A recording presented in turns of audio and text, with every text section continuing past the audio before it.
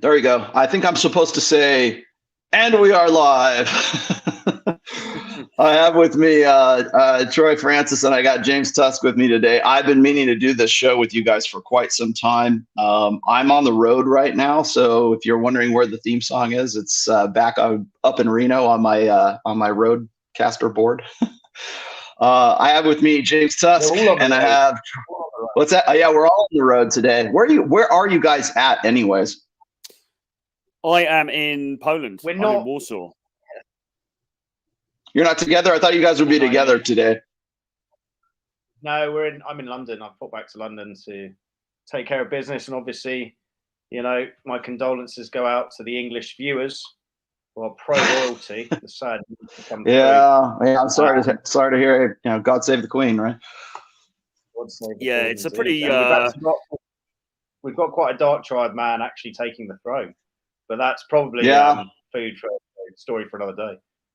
Well, it's not going to be Andrew. It's not going to be Andrew, mate. No, but old Charles is fairly. He's fairly. He's done his time, hasn't he? He's had his things.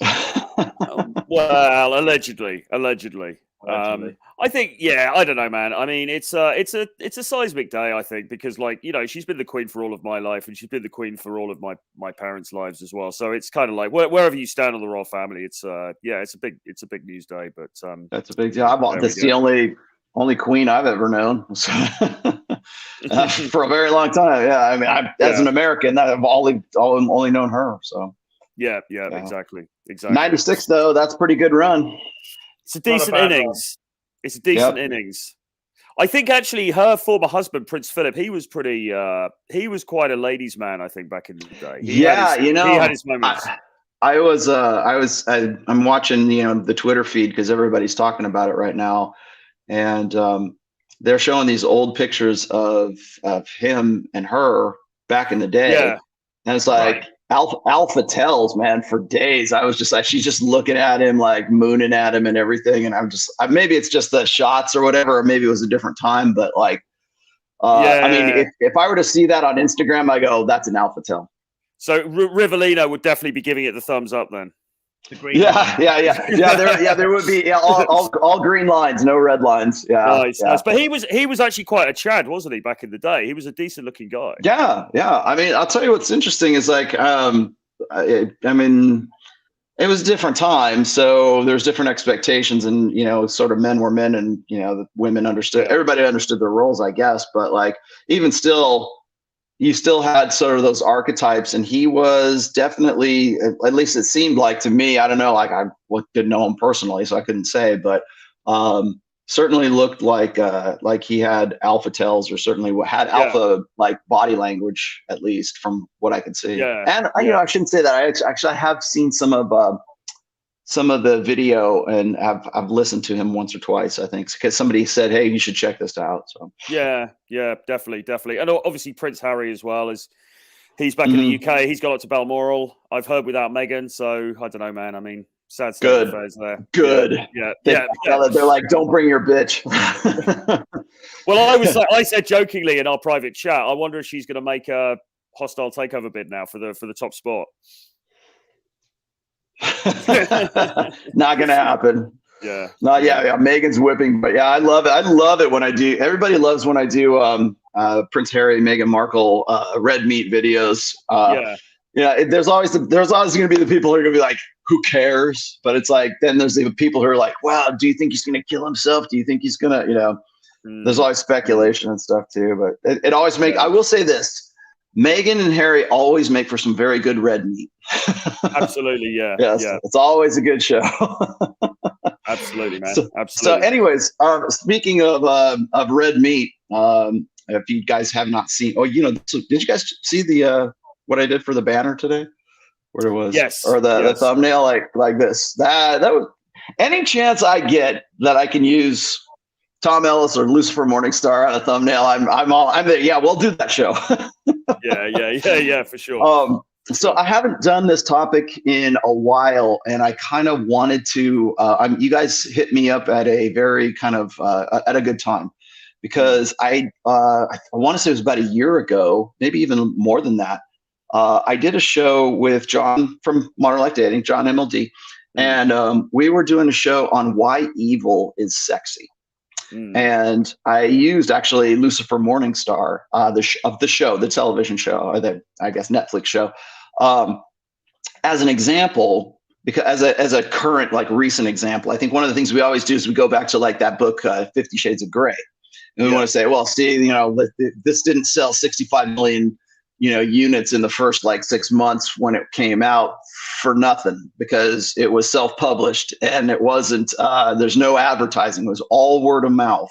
And so then it became this sort of, sensation, because, I mean, it was basically fan fiction. But in my fourth book, in religion, of all places, I break down the numbers of, like, how popular that 50 Shades of Grey was. And then you kind of got to dig into, well, why is it popular? Why is it hot? Why do women get off on that? Why is the sort of that dark triad character traits? Why is that sexy? Why is that hot? And so our conversation with John MLD was, if you're looking at, like, say, the hottest guy, or People magazine, top, the sexiest man alive, right?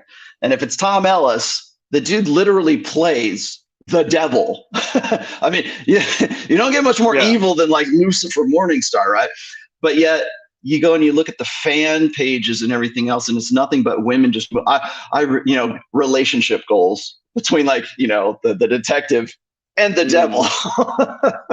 It makes me, the conversation started as such, like, we were, like, saying, well, why is it that sort of what we would stereotypically call evil, manipulative, exploitative, dark triad, the bad boys? Why is it that was sexy for what, like, on an evolutionary level? Why would that end up being so popular? And so the conversation went on from there. But the one thing I didn't get into with John, which I'd like to get into with you guys today, because you got a new program, and we'll talk about the program what is it? It's called The Edge. Is that what it is? It's called The Edge. Yeah. Okay. Right. Maybe that's a good. Maybe we better start.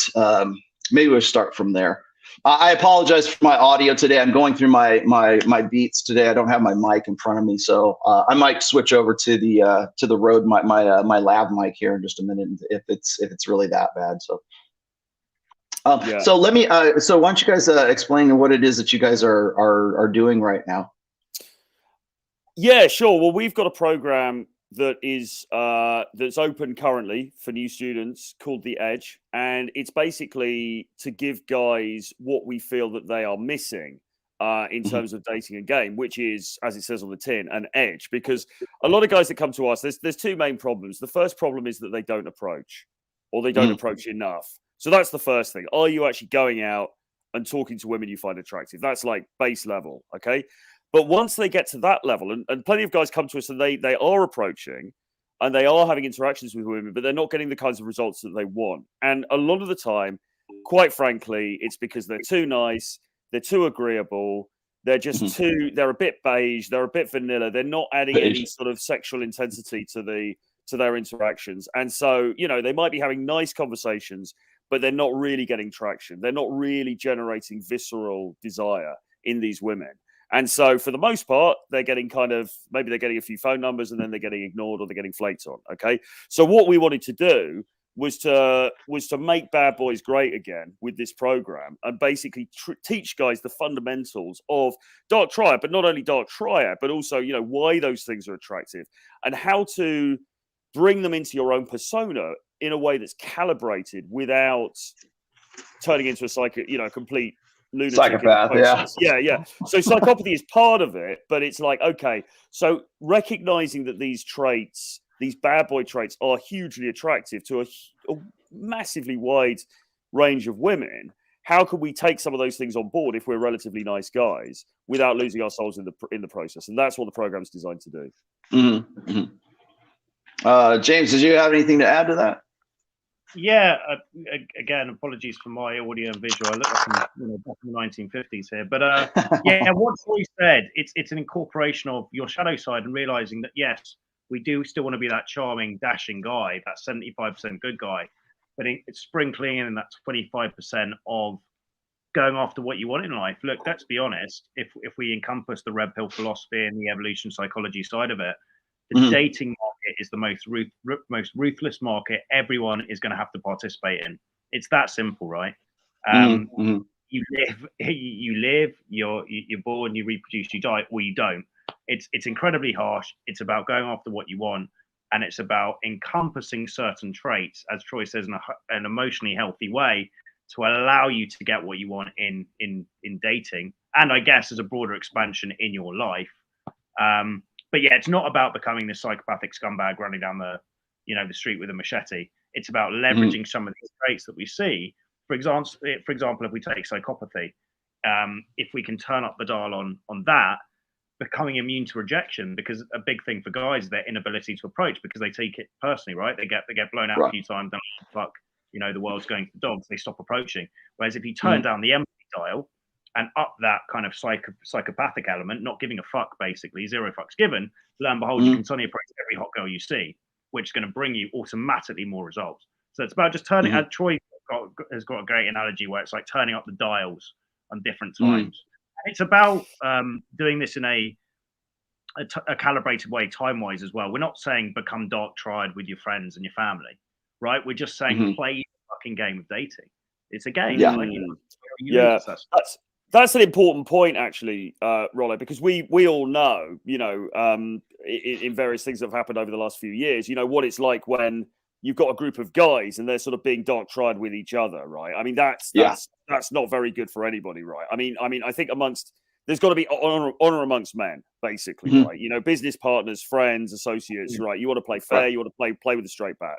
But the dating marketplace, that in love and war, all bets are off, really. And like James said, the dating marketplace now is just the most difficult that it's ever been, and the most ruthless that it's ever been. What with the rise of Instagram, OnlyFans, bloody blah, right? And women's raised expectations, the inflation in ego, demands on what the perfect guy should be like, and all this kind of thing. It's really, really ruthless out there. So you've got to be prepared to Robert Greene it a little bit out there in the dating marketplace. You're not necessarily you're not going to do that with your friends. You're not going to do that with your male buddies. So it's not a question of just becoming this kind of character the whole time, but it is a question of recognizing, all right, the dating scene is tough.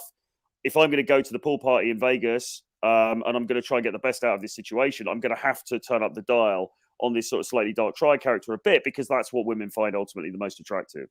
Do you think that I'll just try to preempt the criticism here, but do you think that a lot of guys are going to say, well, you're just playing a role, you're just being inauthentic, you're not being the real you, dude, you're a poser, trying to be a tough guy, I guess, because you're trying to sort of present a character, like you're saying, present a character that you're not actually.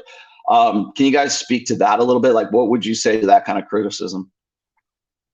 Did you want to talk to that, James? I think it's not about shifting into this kind of just complete, alter ego. It's still having your base character, but just in certain ways, dialing in and dialing up certain things. So, people, we talk about confidence, right? One of the 16 commandments of Poon, right? Irrational self-confidence. Really, that's playing into that narcissism, avatar of, really, you should have your own back. You should absolutely have high degrees of self-love. And if you don't, women will hold it against you. It's not about like how you personally feel or people commenting on whether you're playing character. It's what's going to work and what should you be doing for you. If you have low levels of self-esteem, you probably will have to fake it till you make it, to dial up that kind of self-love, that rational self-confidence. But eventually what you want to be doing is actually assimilating that trait. So you start by maybe faking it till you make it. You don't really believe it. But then suddenly you get on some dates with some hot girls, you shoot with some hot girls, suddenly you start to believe it. So you faked it till you make it, but then you've actually incorporated it into your personality. Let's be honest, we're very lucky as men in the sense that we can develop every area of our value, right? You can build that sexual market value. So there's no excuse not to step up to plate and do that. Yeah. That's funny. I was just having that conversation last night. I've been here in Vegas, in case anybody's not wondering. I've been here with Miguel from Dollar Cost Crypto / Cultivate Crypto, as you guys all know him.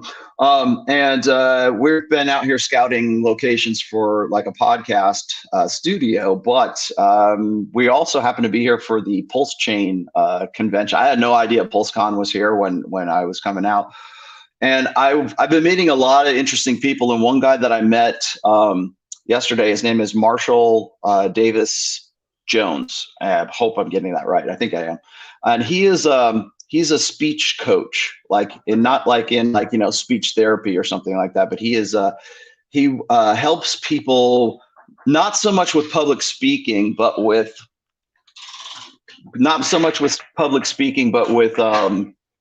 also presenting themselves. Like what is the message you're trying to convey? And so we had this really long conversation about how I think a lot of guys who are looking to be good at game, or actually I shouldn't even call it game, like social skills in general. They, especially guys who kind of are on the spectrum a little bit, like the autistic spectrum, they tend to get ahead of themselves, right? So they know what they want to say, like they want to get from point A to point B, but they skip the steps, or they fast forward it through it when they're trying to convey whatever it is, the conversation or the goal of the conversation, or the information they're trying to convey to that person. And so they jump ahead in the conversation. Yes. And so the part of his, I guess, I don't want to call it training, but his education, I guess, is teaching people how to speak differently, is authenticity that goes along with that. Because yes. It's how do you have a conversation? It's not even like public speaking so much, or even being online, it's just having a conversation with someone and then not having them sort of trail off, in the middle of the conversation. Because I think a lot of people kind of are worried that they won't be engaging enough or entertaining enough to sort of grab that person's attention and hold it, through going from point A to point B. So what a lot of guys do is, because they lack the social skills, they skip through as quick as they possibly can, and that's when people trail off. Like they don't what the fuck is this guy saying, right? But the authenticity part of it is, he said that's the number one thing that's the hardest for these guys to sort of wrap their heads around, is the idea that if they speak in a different manner, or if they have if they're actually planning out what they're going to say, or they're trying, the effort to try to become a better conversationalist feels inauthentic to them, right? They don't have they feel like they're playing a role, or they're faking it, or they're hoping that their bullshit is going to be believable, kind of thing, rather than internalizing it and making it actually a part of their personality. Yeah, but I mean, it's kind of like, you could almost say any form of self-development is putting on an authentic self. It's a bit like, well, if I gain loads of muscle, or if I get better fashion, or if I get better grooming, that's inauthentic because it's not the real me. But what is ultimately the real you? It's like, I'm not the same person as when I was 22 years old, thank God. And I probably won't be the same person in another 5 years' time, because we're always growing and developing. But what we do in the program is we really encourage guys, because we're all about authenticity, right? I mean, this isn't about rocking up and sort of pretending to her that you've got a Lambo parked outside when you haven't, or whatever. It's not about deliberately misleading people, but it is about turning up the dial on these key attraction elements of your core personality, right? So the first thing that we get guys to do is to sort of assess themselves honestly. Okay, so what sort of a guy are you, and what sort of attractive archetype do you think you could lean into? Could you be the sort of suave, strong, silent, sort of Daniel Craig, James Bond type? Or on the other hand, do you lean a bit more into the sort of like the Russell Brand, not Russell Brand now, but back in the day, the very eloquent, sort of talkative, kind of entertainer kind of mold? Could you be that sort of guy? Or could you be the edgy, sort of dangerous kind of, I don't know, Jason Statham sort of dude? What sort of archetype are you nearest to, is most congruent to you? And then how do you sort of grow into that in a way that's very natural, right? So, I mean, because we're training guys the whole time. So I was working with a guy today. I've been working with guys over the last few weeks, and what often happens, unless you aside from those guys who just they're too scared to approach, that's one thing, that's one problem, like I said earlier. But beyond that, you get a lot of guys, and they'll go in and they're having very nice, friendly, amiable conversations with women, and you can see that these women just aren't really attracted. Right. Now, we then give them some pointers and say, well, okay, why don't you just sort of try to smile a little bit less? Why don't you just be a little bit more skeptical when you're talking to her? Why don't you just be a little bit more praising? You know, it's less like, oh my God, everything you're saying is so, oh yeah, amazing. You work at McDonald's, that's great. You know, less of that, a little bit like, oh, so okay, so you work at McDonald's, right? Okay. So that's what you've been doing for the last 4 years. You know, a little bit more sort of skeptical, a bit more appraising, a little bit more qualifying. Okay. And when you do that, you start to see that her reactions become different, right? Because you're not just this nodding dog. You're not just this idiot who's just being very agreeable and amenable to everything she says. Now, that's not massively changing the guy's inner personality, but it is changing the way that he's presenting himself in that social situation. Does that make sense? It's not about pretending to be Andrew Tate, but it's about okay, how do I conduct myself in the way that's most conducive to generating attraction in the opposite sex? Yeah, I think that's been one of the it's probably the most common criticism, I think, when we talk about game, or like, oh, these dating coaches or these PUAs or whatever. They're trying to teach you just like these pickup lines. They're trying to teach you to be something that you're not actually. You aren't. That's not you, man. That's not who you are. You're being a poser kind of thing. And I've always struggled with that because it's hard to get guys to understand that they have to become the game, like that personality that has to be part of, like, they have to incorporate that into who they actually are. Their authentic self, like their sense of self, has to be reimagined or reinvented. And I think a lot of guys don't want to give themselves permission to be, you know, Andrew Tate. They don't want to give themselves permission to be, oh, that's not me, man. I'm just a one woman kind of guy, you know. And they can't think outside the box. And then once you get outside the box, it's like, does that become who you are, or is it now an act? Because the first thing I get from guys is like, well, Rollo, I could never spin plates because I would have to keep the act up with like four different women. And I'm like, it's not an act if it's really who you are, dude. And like that internalizing it. And I don't mean inner game. I mean actually internalizing and having that become second nature, like have that become a part, incorporating it into your personality. So it is your first response. It is your second nature, right? It's like the default response is what it is. And so I don't think, first of all, to get to that point, guys won't give themselves permission to do that. And then the second part is once they do, they have to get over the idea that they're faking it, right? Yes. Like, this is what I want to be. This is how I want to, this is who I want to become. I was talking to Mike Sartain last night. I had dinner with Mike Sartain. I'm going to do his show, by the way. I'm going to do, I'll be on Mike Sartain's show, 1 p.m. Pacific, 4 p.m. Eastern tomorrow from Vegas, from his studio. He usually records his shows, but I'm going to simulcast our show to this channel. So we'll have a chat, and it'll actually be a live stream on my show, and then it'll be recorded on his show. But I had this conversation with him.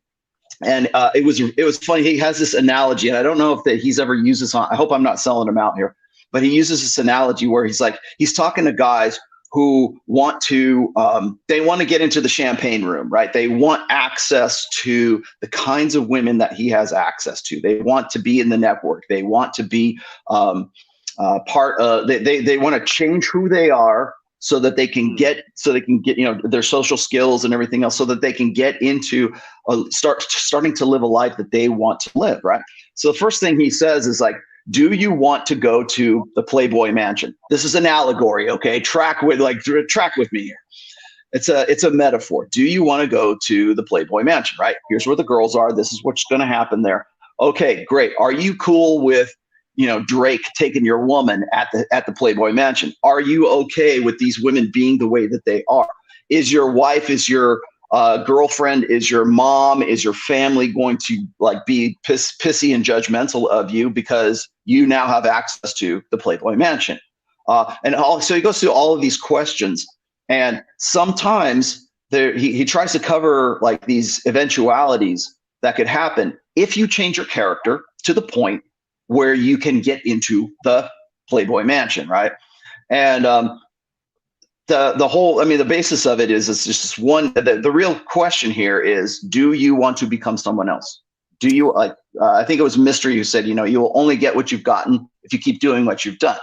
The problem is most guys say, yeah, I want to do this. I want to learn this shit. I want to have, I'll lean into dark game. I'll lean into this stuff. I want to get out there. I want to have access to a different tier of women, a different, a different lifestyle kind of thing. And then when they get there, they don't understand that there are certain like contingencies and there's certain like compromises that they're going to have to sort of like sort out in their heads before they even get there. So that once they get there, they're not still stuck in their old blue pill ways because they haven't really fundamentally changed their personality through internalizing game. Yeah, I don't know. I mean, James, you've described how you feel very different now. You weren't always a very sort of composed, kind of like confident guy that people see on YouTube now, right? I mean, did you must have had a period of like faking? It's all self-development. Absolutely, it is. It's this whole nonsense about yourself. If just being yourself is not where you want to be in life, you have to adapt. You have to get better, right? Survival of the fittest. It's that simple. Right. No excuse. Right. When you step into anything and start doing anything new, whether it's a skill set, a behavioral trait, an attitude, a belief system you have, it's going to feel fucking weird and foreign because it's not what you've done for the past X number of years. So there's going to be that kind of, period of getting used to it. But if you do it enough on repeat, we are just the sum of our habits. What you do is what you are. So you do something every day, you act a certain way consistently over a period of time, that becomes part of who you are. So yeah, of course it's going to feel weird to begin with. You've just got to stick through that and realize that's just part of the process, right? You've got your goal of where you want to get to, and there's going to be some weird feelings along the way, but it doesn't mean it's not the right to do. Yeah, and changing. And I think it also comes, I've always said this, is that confidence is derived from options. And once you start developing those options, then that is really what kind of changes you. Like I had this conversation with Miguel the other day, and it's like once we're at PulseCon, which by the way is a crypto convention. It's for Hex, okay? Just because I saw people in the chat asking me about it. You're looking at guys in like say those communities, especially the crypto communities. It doesn't necessarily have to be Pulse or Hex or anything. It's like just in crypto in general. You've got guys who went from being like cubicle workers or coders or they're just kind of like these nerdy dudes to being multimillionaires. And now they want to participate in a lifestyle that they're really socially, they're not really prepared for. They have access to it. They can go to the Playboy Mansion, but when they get there, they can't really process it because they never developed the social skills to actually, understand like what's transpiring, around them. Yeah, well, we've met guys like that. We've trained guys like that over the past year. I mean, very wealthy guys, guys who've made money in things like crypto, and the tech industry and stuff. And they've got money, but they're kind of clueless. And that's why, people have this idea, who's going to go to a dating coach? It's just going to be some sort of like wheat waffles-esque kind of, right. sort of imaginary character. It actually isn't. I mean, the guys that we get tend to be very high value guys. They tend to be, sort of affluent dudes who are intelligent and generally speaking, well put together, but they're just kind of clueless about the social skills and the way things should go down. Particularly between men and women, particularly in that male-female dynamic. And a lot of this stuff, as you know, it's counterintuitive, really. A lot of this stuff, like I didn't, I'm the first to admit, I had no clue really about this stuff until I started to learn it. Now I'm a very different person now to how I was when I was 18. Is that a bad thing? For me, no, right? Because actually I've learned a hell of a lot. I'm much more effective in many areas of my life now as a result. So I agree that you're going to have to go through a process of change and people find change uncomfortable. But at the same time, if you're not happy where you are now, then you've got to think, well, like you said, if I keep doing the same things and expecting different results, then that's insanity. So you've got to make a decision. If you're happy where you are now, great. Don't do anything. That's fine. But if you're not, then you're going to have to look at different ways of doing things. And in view of that, we've then got to look at, okay, so what is actually attractive? Not what we would like to be attractive in a fantasy world. What is actually attractive? What actually has currency? Okay, and certain modes of behavior are seen, generally speaking, by women across the world as more attractive. So how can we key into those and employ those to our advantage?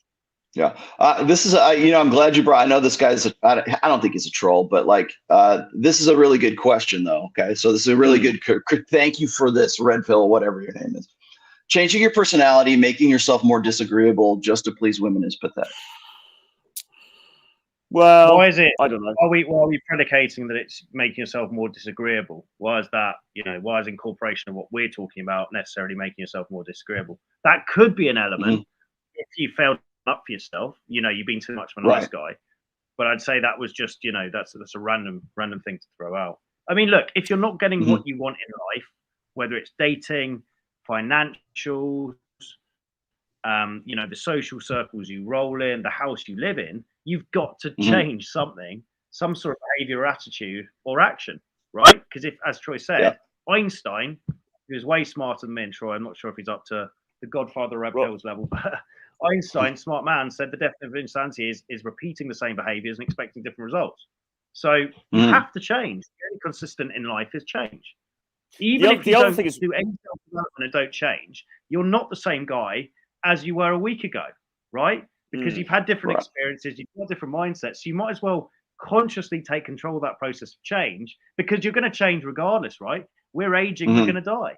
You are constantly in motion. You just decide to take a constant control, a consistent control of that process and veer the vehicle towards where you want to go, or you just say, oh well, let's just see what happens, which is a terribly irresponsible thing to do. We've got one life. Got to play the hand you dealt to the best of your ability.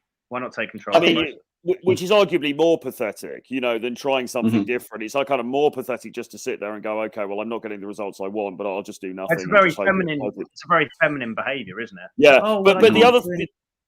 But the other thing is, sorry, Rollo, I know you're just going to come in, but the other thing is what a thing that we really focus on in the course is being your own mental point of origin, which obviously is, the phrase that we've taken from the Godfather himself. But we think this is really key to this, because it's not just about being disagreeable. A lot of the time, guys are just not firmly enough on their own mission.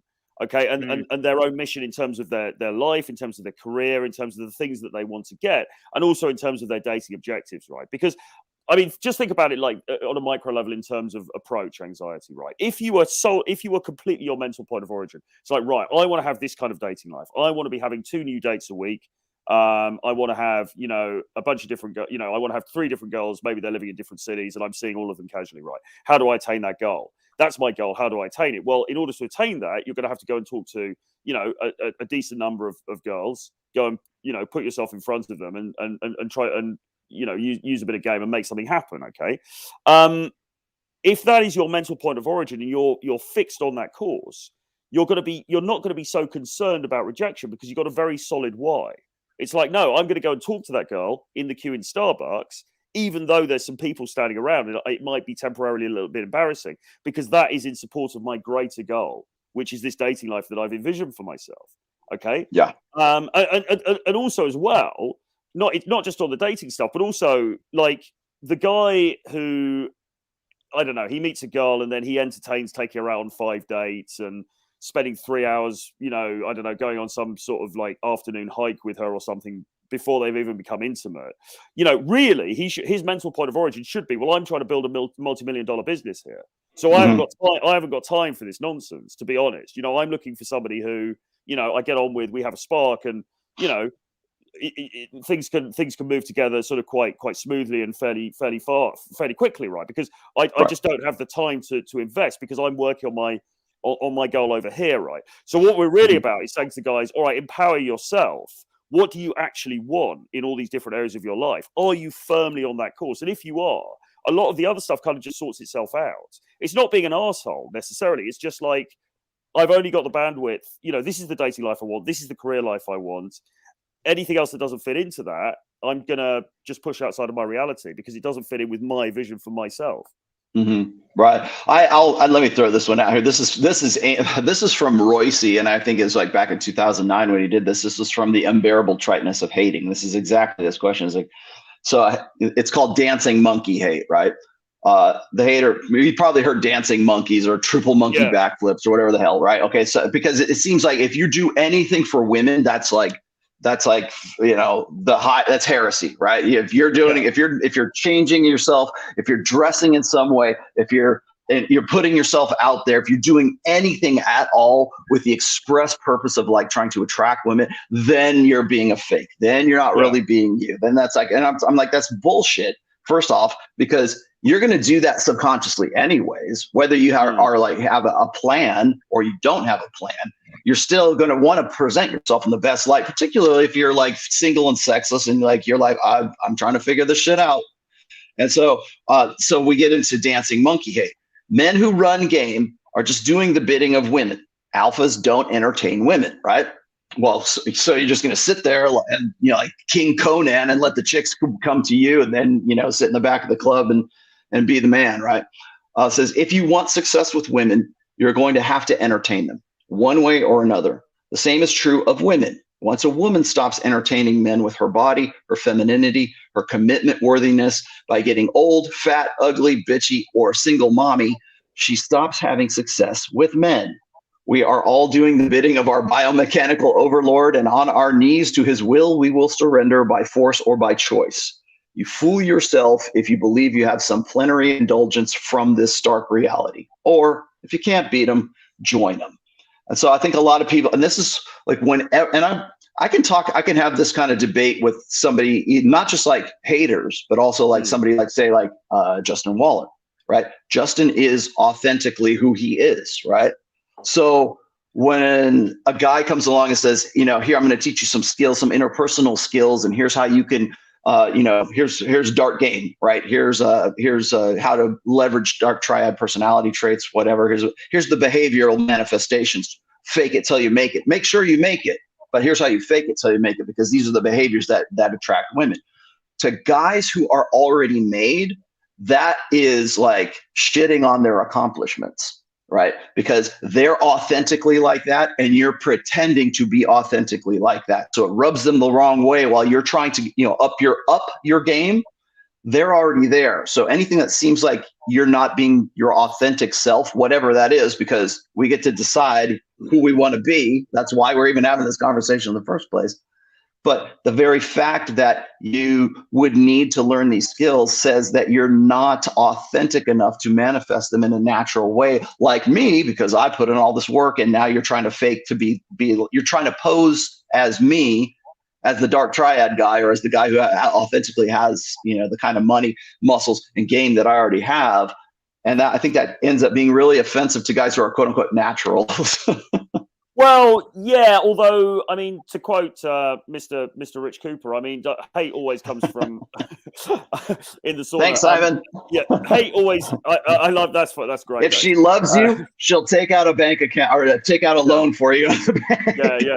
But like, as Rich would say, I mean, hate always comes from below, doesn't it, right? I mean, I don't think just someone like Justin Waller, for example, or even the Tates really are hating on people who are trying to learn skills. You know, like you're gonna, like the haters that we get coming on the channel going, yeah, man, you know, just stop faking and all that. Those are people who are, you know, who are by definition below subpar, right? I think the guys who are sort of naturally at the top of the tree, I mean, they're not really, they're trying to encourage other, for the most part, you know, trying to encourage guys to self-improve and everything else. But I mean, you know, it's kind of, I don't know, man. I mean, like you've said, Rollo, I mean, everyone's got game.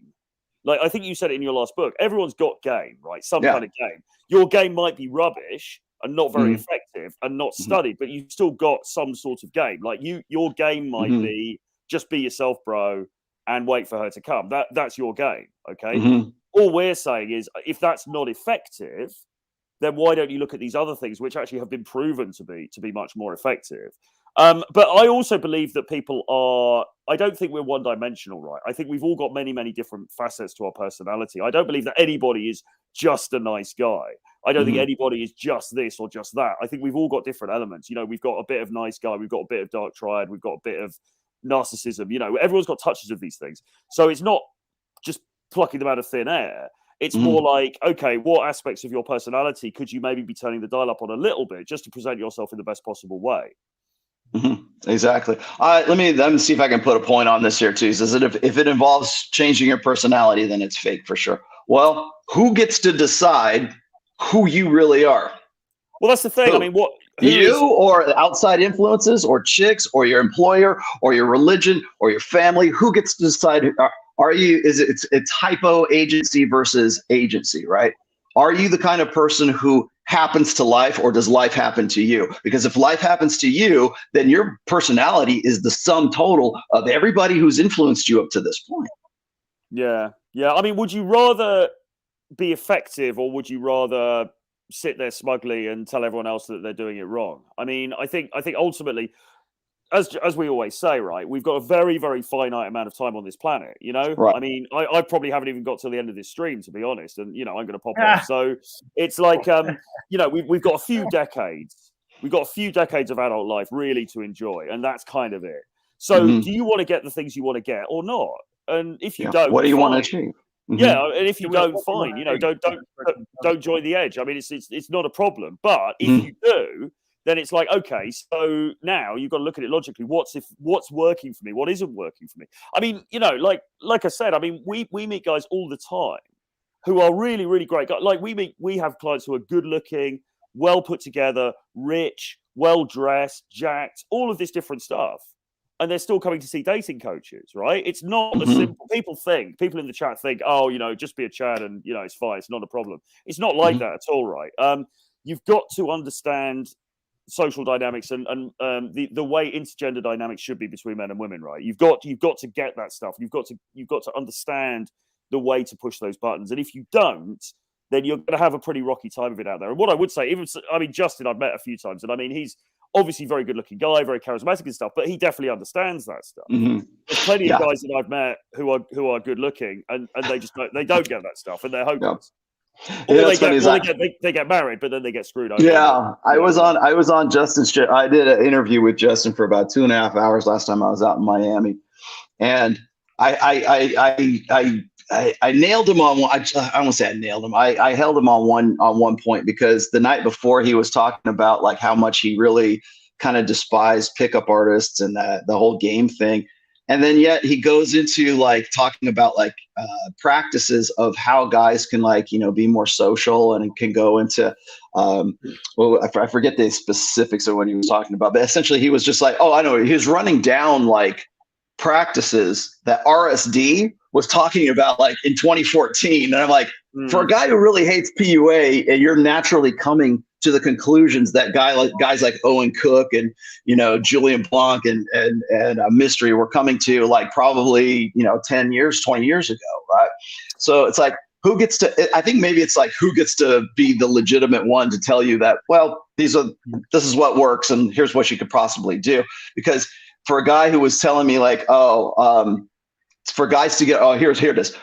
For guys to get over rejection, that what they need to do is they need to go out and try to get rejected. Like they should put it in their head to go out to the clubs, and they could see how many times they could get rejected, just so that they get like used to rejection. I'm like, that's straight out of fucking RSD, man.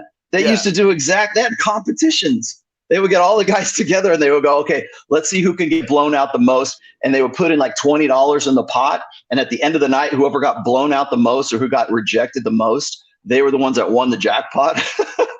Yeah. Well, Sterling was saying to me the other day, or he was recommending that guys have like a WhatsApp chat, where you have a WhatsApp chat with your buddies, and you literally swap stories of who's got the worst blowout, who's got the worst rejections, and make it a game, make it funny. And that's a great thing to do.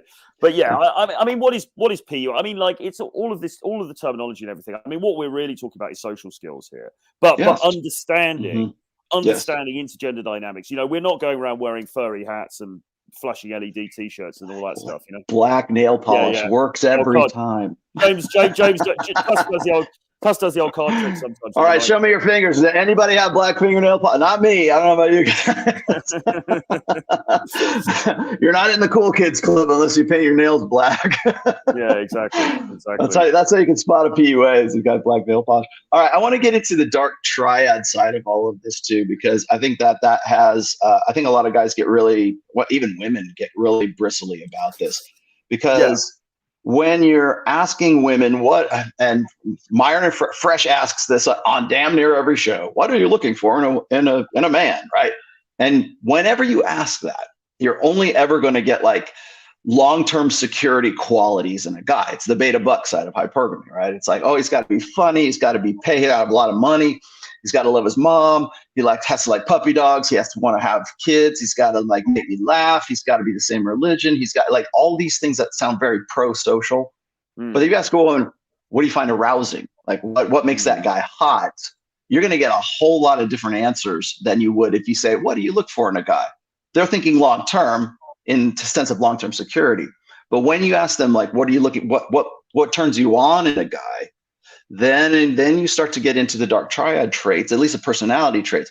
And of course, the physical aspects. And this is where looks maxers will take it and run with it, because this is the alpha fuck side of that equation. And so I think that when I listen to someone like, say, like Jordan Peterson or Dr. David Buss or hell, any evolutionary psychology psychologist that's in this sphere, they'll always focus primarily on the 3 Ps: provisioning, protection, and parental investment. Right? And so because they don't want to alienate 50% of their audience, and they don't want to lose their tenure at whatever fucking university that they're at. So they try to be very complimentary, even though sometimes the stats are very unflattering for women. But what they never do is they never want to hit the alpha fuck side of hypergamy. And that's kind of like where I think we come in more or less. And it's easy to see why women would want a guy who's rich. It's real easy to see like women have, an opportunistic perspective when it comes to like falling in love with a guy. But when you have to cover the side of alpha fucks and say, she wants to bang Jason Momoa. Your grandmother went to go see Aquaman, not because she's a big fan of the DC comics. She wanted to see Jason Momoa, okay? So there's that alpha fuck side that everybody kind of dances around. Yeah, it's over here, but they want to focus on the more pro-social, like, everybody get married and have babies aspect.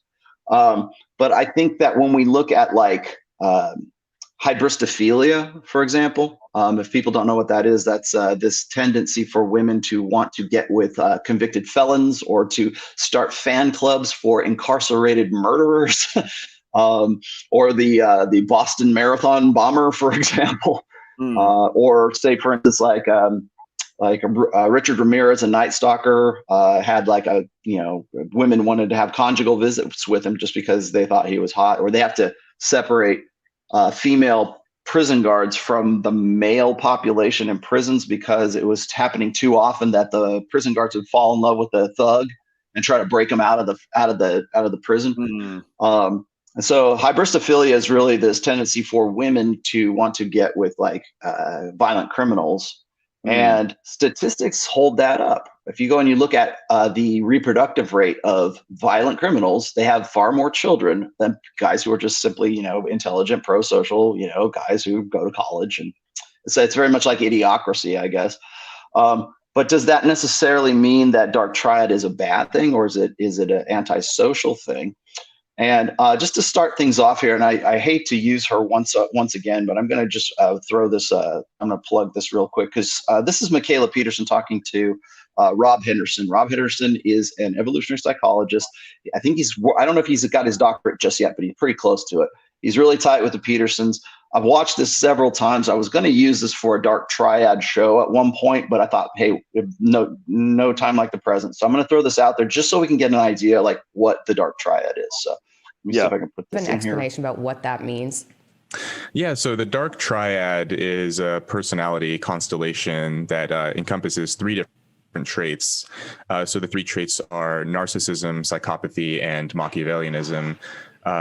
Narcissism is essentially entitled self-importance. Narcissism itself is fairly complex, and we can get into the sort of nuances there, but it is sort of, most people are familiar with what narcissism is. Psychopathy is callousness, cynicism, a sort of disregard for other people, and Machiavellianism is sort of a duplicity and the willingness to sort of exploit others for personal gain, a sort of cold, calculated mindset.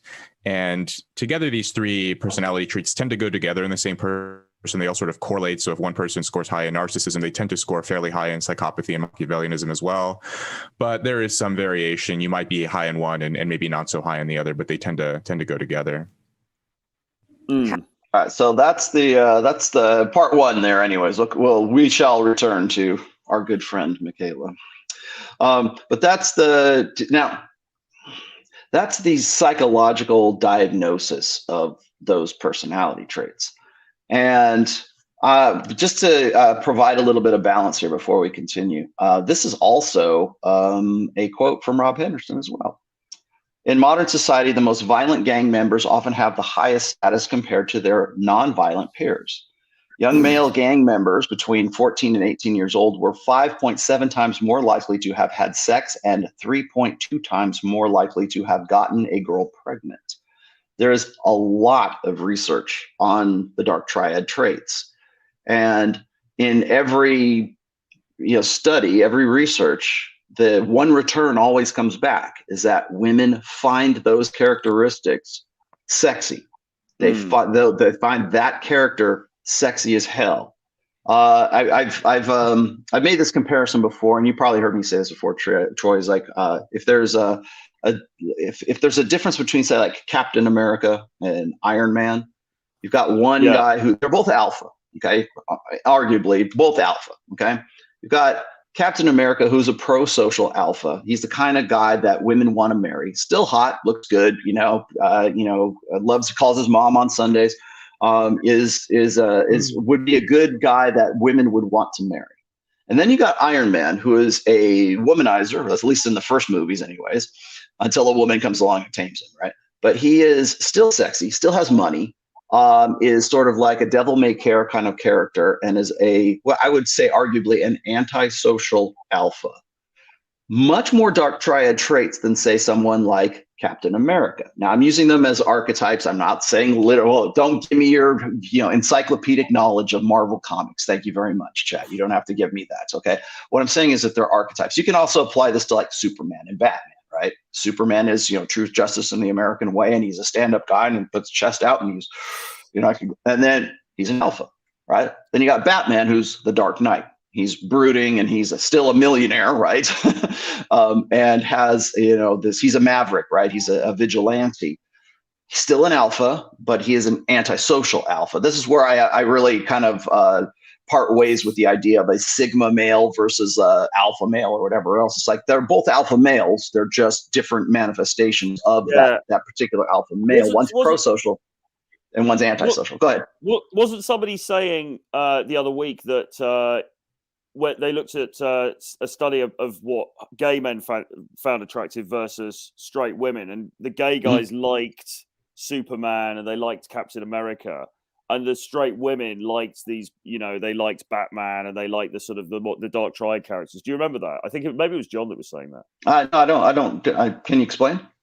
What was the? No, just if you look at so gay men found the goody two shoes, kind of like Superman, Captain America, that kind of alpha. They found those guys They found those people attractive.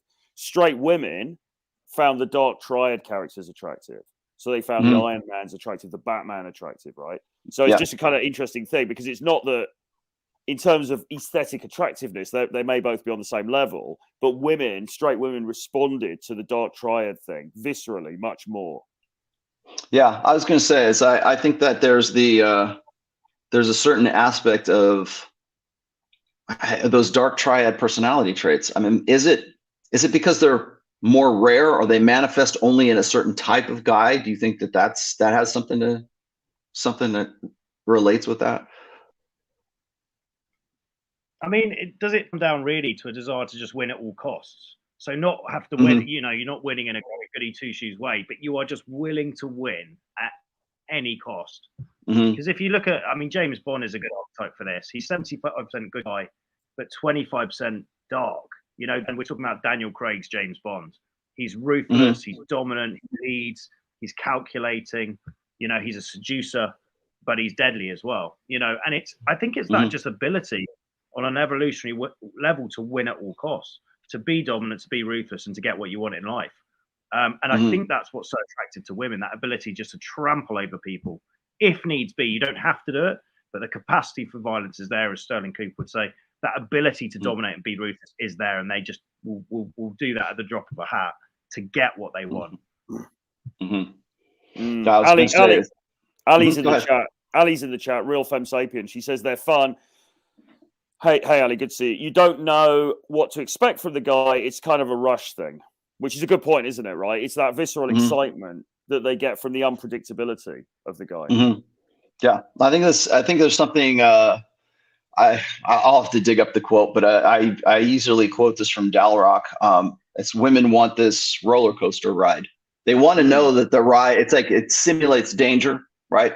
You're on the roller coaster ride and you want to think that, you know, at any turn you could go flying off the roller coaster or whatever, but in the back, there's people making sure that everything's safe for you. And they still want the feeling of danger, but not like the real danger. Except for they want it to happen sort of like organically, right? They want the thrill of driving the car, like, you know, 100 miles an hour down the freeway, and then having the car flip off the road, and then suddenly a parachute appears, and, you know, and then and they're actually safe.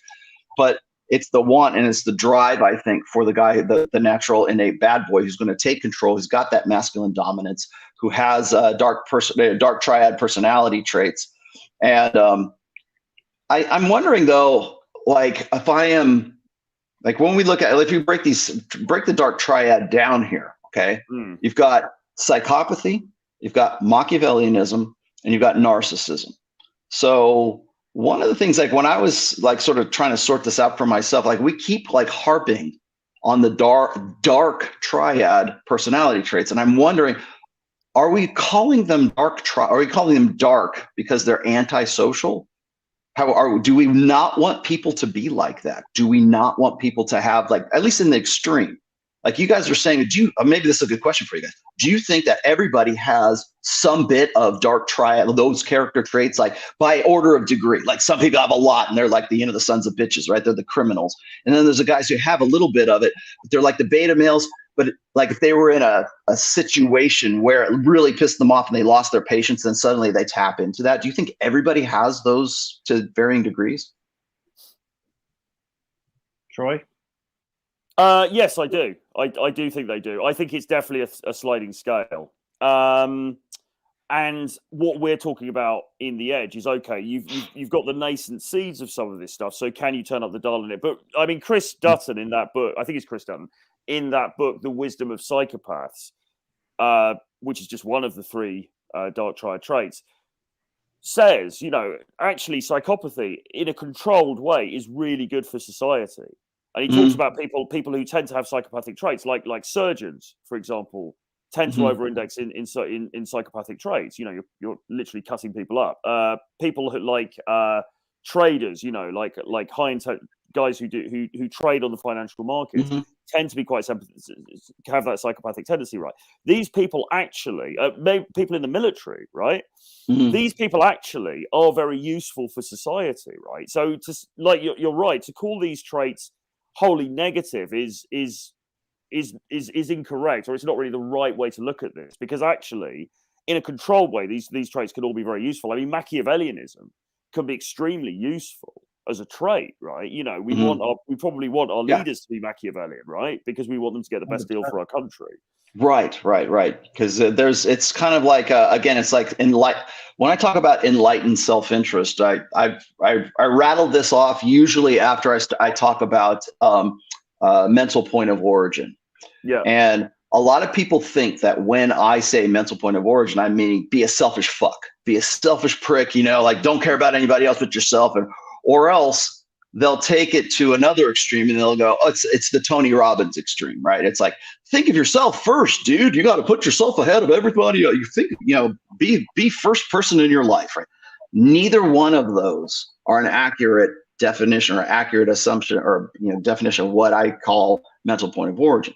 Mental point of origin is you have to think of yourself before any other thought enters into your head.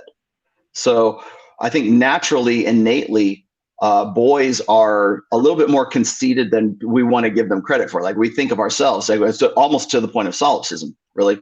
And that has to be trained out of boys and conditioned out of boys to make them useful and serviceable and, you know, honorable and duty bound. And we'll go throughout history. That's what we've done with young men.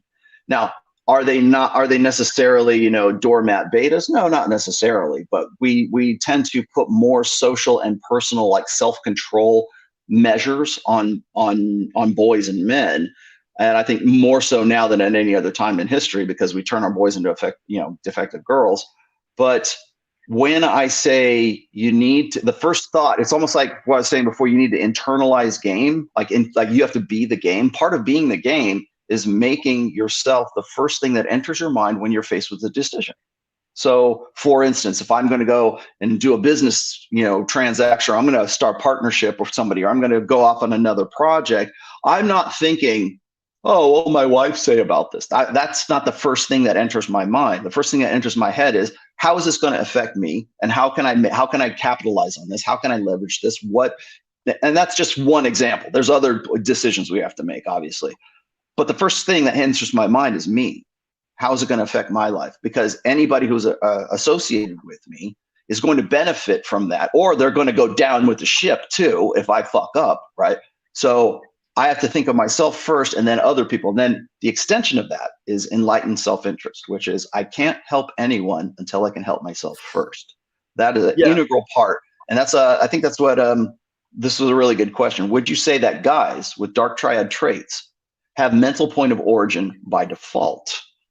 And I'm glad it wasn't in my notes, but this pretty much follows up on what I was saying, is that if everyone has dark triad personality traits to varying degrees in their innate, firmware, let's just say, and they haven't been curbed by a social order that has said, Johnny, you ain't shit, stop, trying to be something you're not, and allowing that person to flow, or allowing that person to be who they're like, that male, that child, that boy to become a man.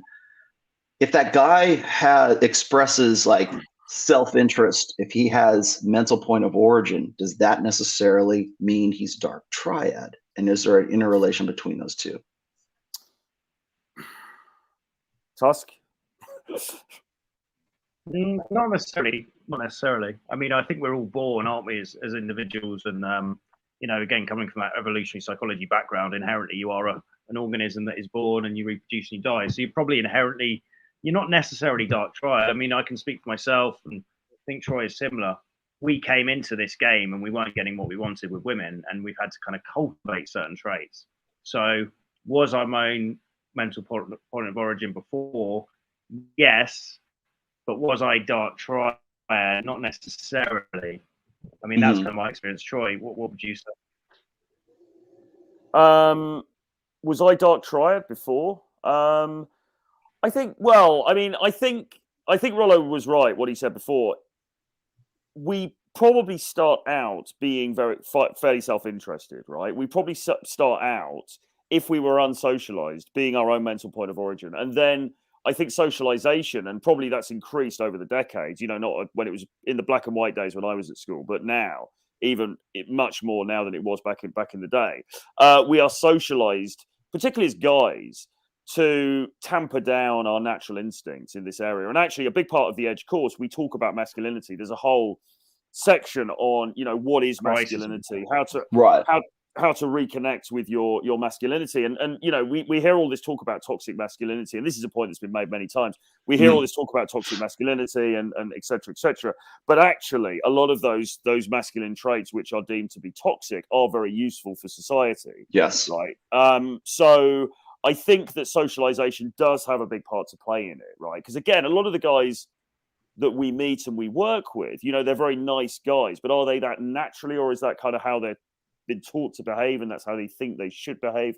I think a lot of it is nurture rather than nature, to be honest. So it's a little bit like getting back to basics, getting back to our essential nature, and sort of throwing off the shackles of society a little bit. Not to a huge amount, because otherwise you'll just get arrested. It's not. We're not talking about that, but it's a bit like, take a step back. What do you want? How do you actually want to operate in society? What are the most efficient ways of you getting that? Okay, and put other considerations to one side, and then you're going to be much more on the right track, both with dating, but also in other aspects of your life. Because, again, being a business leader, you can't afford to be a caring, sharing, hands around the world kind of guy to be a business leader, right? I was listening to a Dan Kennedy book earlier, and he was just talking about the ruthlessness of many, most actually very successful business leaders, guys who've made a ton of money, right? They're not going around hugging everyone and singing Kumbaya, right? You've got to be somewhat self-interested in this world. Yeah, I was just going to say, So to be self-interested, does that necessarily make you dark triad? And I think that's where like when I listen to like Michaela and Rob talk, about dark triad, that's what kind of threw me off, because I was asked yesterday at PulseCon, I had a guy ask me about like how I got to the point where I wanted to write a book. And I've like, when people ask me about like writing advice and how to be publish a book and everything, I said the number one challenge that I had, and I think probably most writers do when they go from being like not a writer to being an author, is a lot of people will say, well, you fear success. That's why you're procrastinating. That's why you don't. It's like, no, it doesn't have anything to do with that. You know what it has to do with? It has to do with that person being conceited enough to say, people out there in the world will want to hear what I have to say. That they will. You have to be arrogant enough to go, yeah, I am just powerful enough. I am just so much of a badass. At some point, I'm conceited enough to think that someone out there in the wide world, it could be one person, right? Not to say, millions of people, somebody out there is ready and willing to listen to what I have to say. And I think you kind of have to do that. Like if you're starting a podcast, if you're starting anything that's like of a social nature, even if you're doing a show, if you're doing even the women on TikTok, it comes naturally. Like, hell yeah, people are going to want to see this 45-second TikTok. That's one thing. But when you actually have a book inside of you that you want to write, it comes down to answering the question, who the fuck wants to listen to you anyways? Well, are you really an authority? Who cares, right? Yeah. Well, I suppose an interesting question might be to say, okay, so can we think, is there an example of someone who's very self-interested but isn't somewhat dark triad? I'm not really, I mean, I'm just trying to think now. I mean, maybe there is, but I think most people, the problem is that most people that we're going to think of who are sort of prominent, let's say like sort of famous or even famous in our niche or whatever, right? There's gonna be an element of dark triad to them just by definition, right? Because like you said, I mean, all of us who have got YouTube channels, regardless of size or whatever, there's a certain degree of narcissism there, isn't there? There has to be. Otherwise you wouldn't do it. Yeah, exactly. So and also as well as you go on, as we all know, you get people haters and all this kind of stuff, and you become more and more hardened to all of that. Do you become a bit more like, psychopathic's the wrong term, but I mean certainly your sort of the empathy dial gets dialed down. You care less. You become thicker skinned. You're obviously quite narcissistic. I mean, so I'm just trying to think of if there's any example. I mean, maybe the sort of archetypal tradcon, the guy who's the church leader, the leader of the local church, and he runs the Sunday school and all that kind of stuff. Is that dude? But he's not really self-interested, because I don't know. I don't know what the answer is, Rollo. But I think I'm tending to thinking maybe not. Maybe there's always an element of dark triad. Well, there has to be. Whenever I explain toxic masculinity, I say there's no such thing as toxic masculinity. There's only masculinity. And there are aspects of it that are convenient to gynocentrism or convenient to women and are inconvenient to women. So the same masculinity that makes those guys on Jackass go do like stupid ass stunts and risk their lives just for, yucks on the internet, right? That same kind of like impulse is the same impulse that prompts a firefighter to run into a burning building and grab a baby out of the burning building, right? Or to save women from the floodwaters in Hurricane Katrina, right? That same that masculinity that we want to say is toxic in one context is suddenly necessary and healthy and needed because now it serves, a gynocentric female purpose. So it's like, who gets to do the defining? And that's why I was talking about like the dark triad, because it seems to me that there are certain aspects of those traits that can be very, very positive. In fact, I would say almost necessary for especially a man to become something more. I think when we were talking about just a little while ago, where it feels like it's fake, Rollo. I don't want to change for a woman. I don't want to. Anybody who learns game or tries to change his personality, he's suddenly inauthentic. And it's like, well, no. And then to get to that point, first of all, you're the one who gets to decide what's authentic for you. And then second of all, to get to that point, you have to have some sense of narcissism. You got to have some kind of dark triad, combination to get you to the point where you're like, you know what, fuck it, I'm important enough that I want to learn how to do this because I'm not living the life I want to live, and I want to move on and get into something else. And if James and Troy can teach me that, then fuck it, I'm going to go and do that. I'm going to figure this shit out for myself. But that requires conceit, the same conceit that it's required of me to want to write a book that hopefully somebody would want to read. And so it's like it's making a claim to authority, like saying, this is how I'm going to be, and this is how I want to change my life. There's nothing inauthentic about that change, but there is a lot of narcissism involved in that. There might be a little bit of psychopathy. There might be certainly Machiavellianism. So like personal self-interest versus like collective interest. I put it this way, is like, when I hear Niccolo Machiavelli brought up in any conversation, I think of it in these terms, like, who would you rather be like? Would you rather be like Machiavelli, or would you rather be like Marx, right? Would you rather be self-interested about the individual, or would you rather be about the collective? And where in between you are is really what's going to sort of set the tone for how you look at those dark triad character traits. Because to me, I don't think we should call them dark triad anymore. I don't think it's dark anyways, because I think, and maybe, let me just ask you this. Do you think that there are healthy levels of psychopathy, Machiavellianism, and narcissism? Do you think there's certain healthy ways of those being expressed? Well, that's exactly what we talk about in the course. And Troy used this analogy of turning up the dial and turning down the dial. And absolutely, going for those increased levels of self-love, self-confidence, dialing up the narcissism, being dominant, ruthless, dialing down the empathy when it comes to things like in the early, stage of the approaching process and the dating process, and playing the game, playing the dating game, in a calculated way, because it is a game between men and women. It's a ruthless sexual market, but it is a game. Understanding how to turn up that Machiavellian dial when's needed. So absolutely incorporating this in a calibrated, conscious way, and understanding when to turn it up and when to turn it down is actually a very emotionally intelligent way of succeeding in life. And that's basically what the edge is, summed up in a nutshell. Yeah, it's about harnessing the energy of these traits, but doing so in a way that doesn't drive you crazy, basically. Because actually, when you think about it, like many of the great movies, you think about things like Scarface or I don't know. I mean, Fight Club to some extent. I mean, a lot of these films, really the subtext of them is a guy who is consumed by darker traits within his personality. Okay.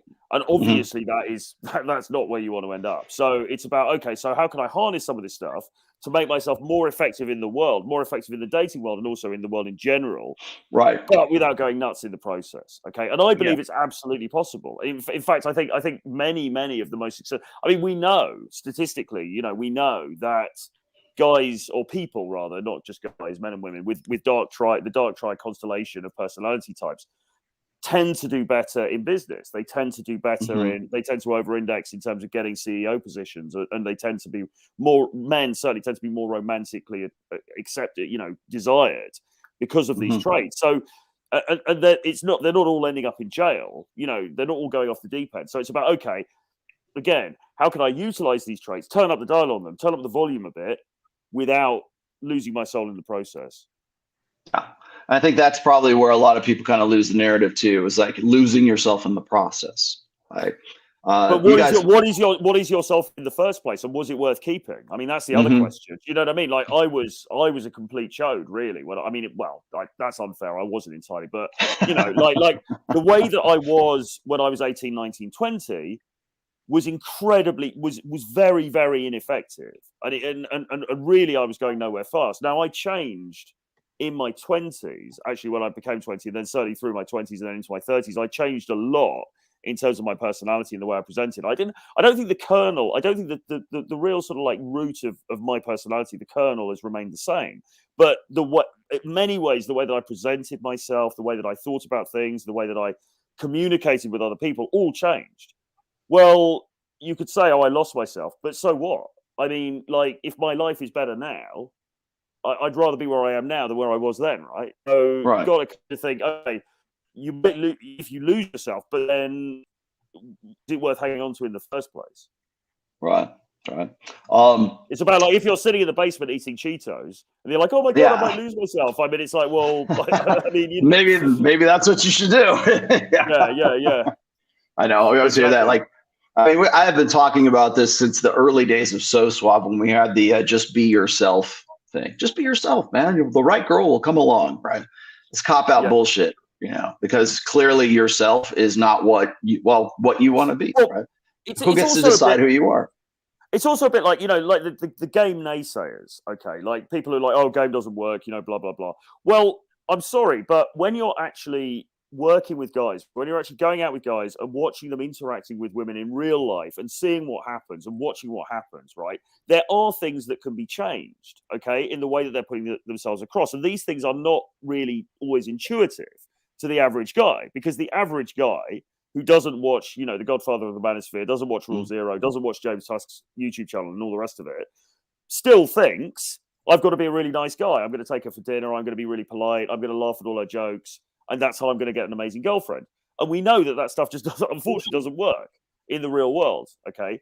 Guys are still operating under those, I suppose, what you might call blue pill, beliefs, all right? Mm-hmm. And it's incredibly ineffective. Now, when they tweak those things and change things up a little bit, they start to get better results, okay? Now, is that game? Well, it's a changed mode of behavior that can be learned, okay? Mm-hmm. But to say that it doesn't work, if you say that it doesn't work, or you think that there's some sort of charade about it, you just haven't experienced this stuff in real life. You haven't seen it for yourself, okay? Mm-hmm. A lot of guys, it's not that there's anything inherently wrong with the basic product. They may be good looking, they may be decent looking, they may be jacked, they may be, reasonable fashion, grooming and stuff like that. They're putting themselves across in the wrong way because they don't understand intergender dynamics, okay? And that can be changed.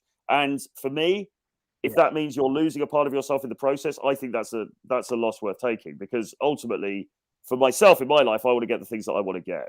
Do you know what I mean? I don't want to hang on to some preconceived notion of who I'm supposed to be or whatever, Right. I think it's it also comes down to oops, let me put you back in. It also comes down to like the idea of like, what's your authentic personality? Like, who gets to decide what that's going to be? Are you going to let other people decide?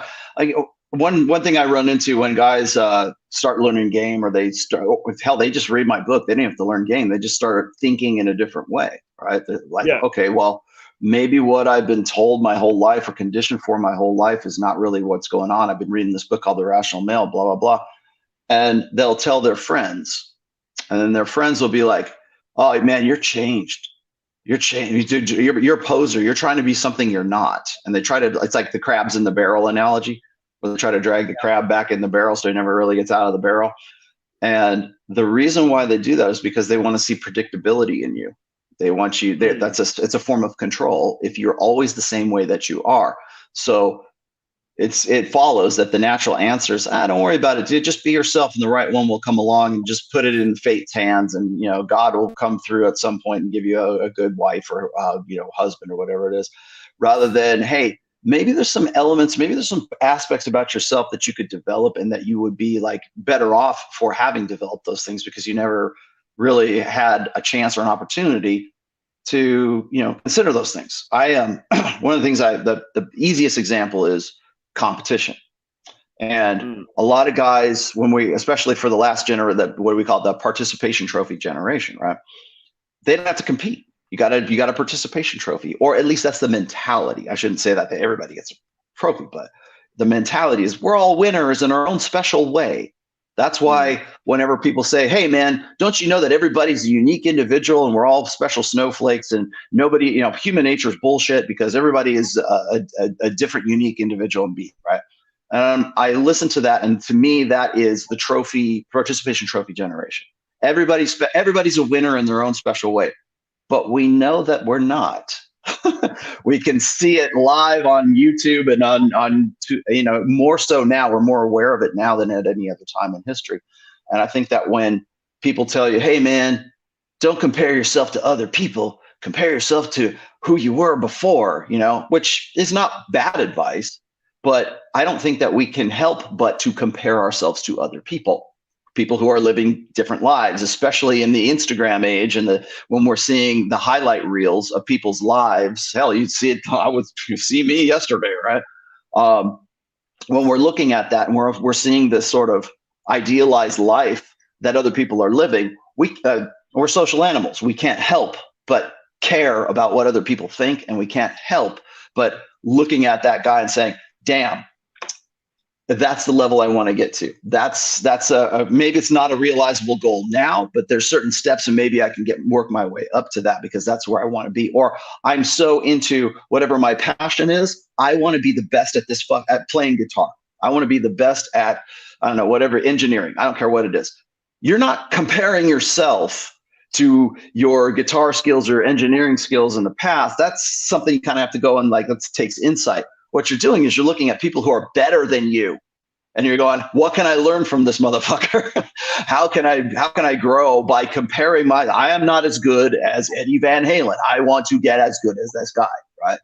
And so you have moreover, most guys, especially men, because we work in hierarchies more than anything else, we can't help but look at guys who have a lifestyle or who have a skill set that we would love to have. I mean, it doesn't have to be envy. It could be admiration and saying, I want to aspire. It's aspiration, right? I want to aspire to that lifestyle, to that level of skill, to become better than I am. That's why would you go to school? Why would you have a teacher? Why would you have a mentor if you are only going to compare yourself with yourself rather than the mentor or the people that are your influences? You want let me see if I can. I think there's a few more little interesting takes here. How much of those just correspond to being disagreeable in the big five? They're extremely highly correlated with the disagreeable, disagreeability in the big five personality traits. So there's been multiple studies on this, on which of the big five correlate with the dark triad. And of the big five, agreeableness is the most correlated, meaning negatively correlated. So the higher you are in agreeability, the lower you tend to score on the dark triad.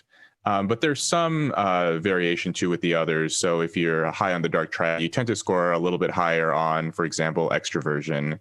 If you score high on psychopathy, they tend to score a little bit high on openness.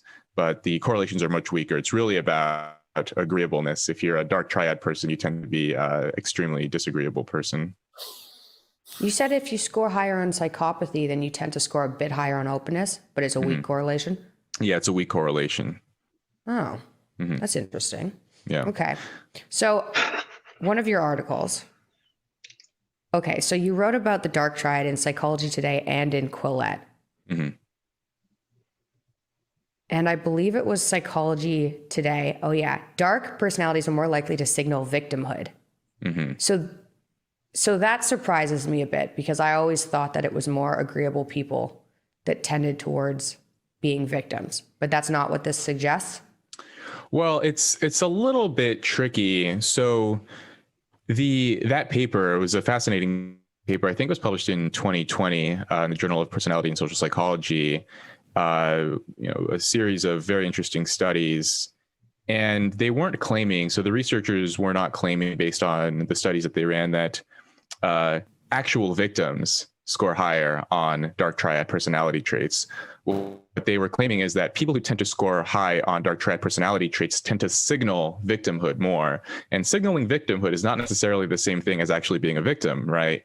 And so people who are truly sort of the targets of misfortune or suffering, who've really gone through bad things, those aren't the people who tend to be narcissists or psychopaths, but the people who tend to be narcissists and psychopaths will sort of exploit people's empathy and sort of exploit people's willingness to help suffering people by playing a victim.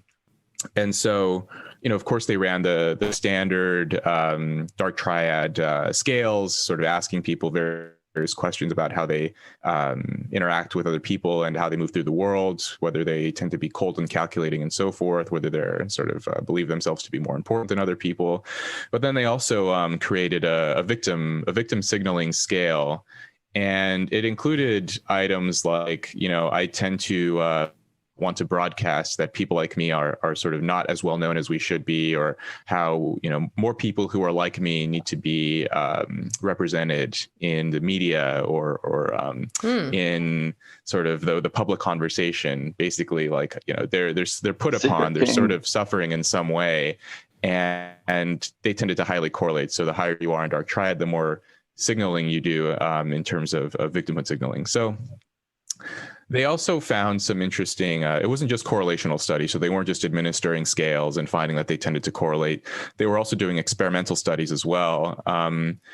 Basically, in one of the studies, what they did was the psychologists rigged a game in which participants could win some money. But what the psychologists did was rigged it so that it was really easy to cheat, and it was really easy for them to figure out who cheated. And first, they had people play this game. They tracked who cheated in the game to win more money.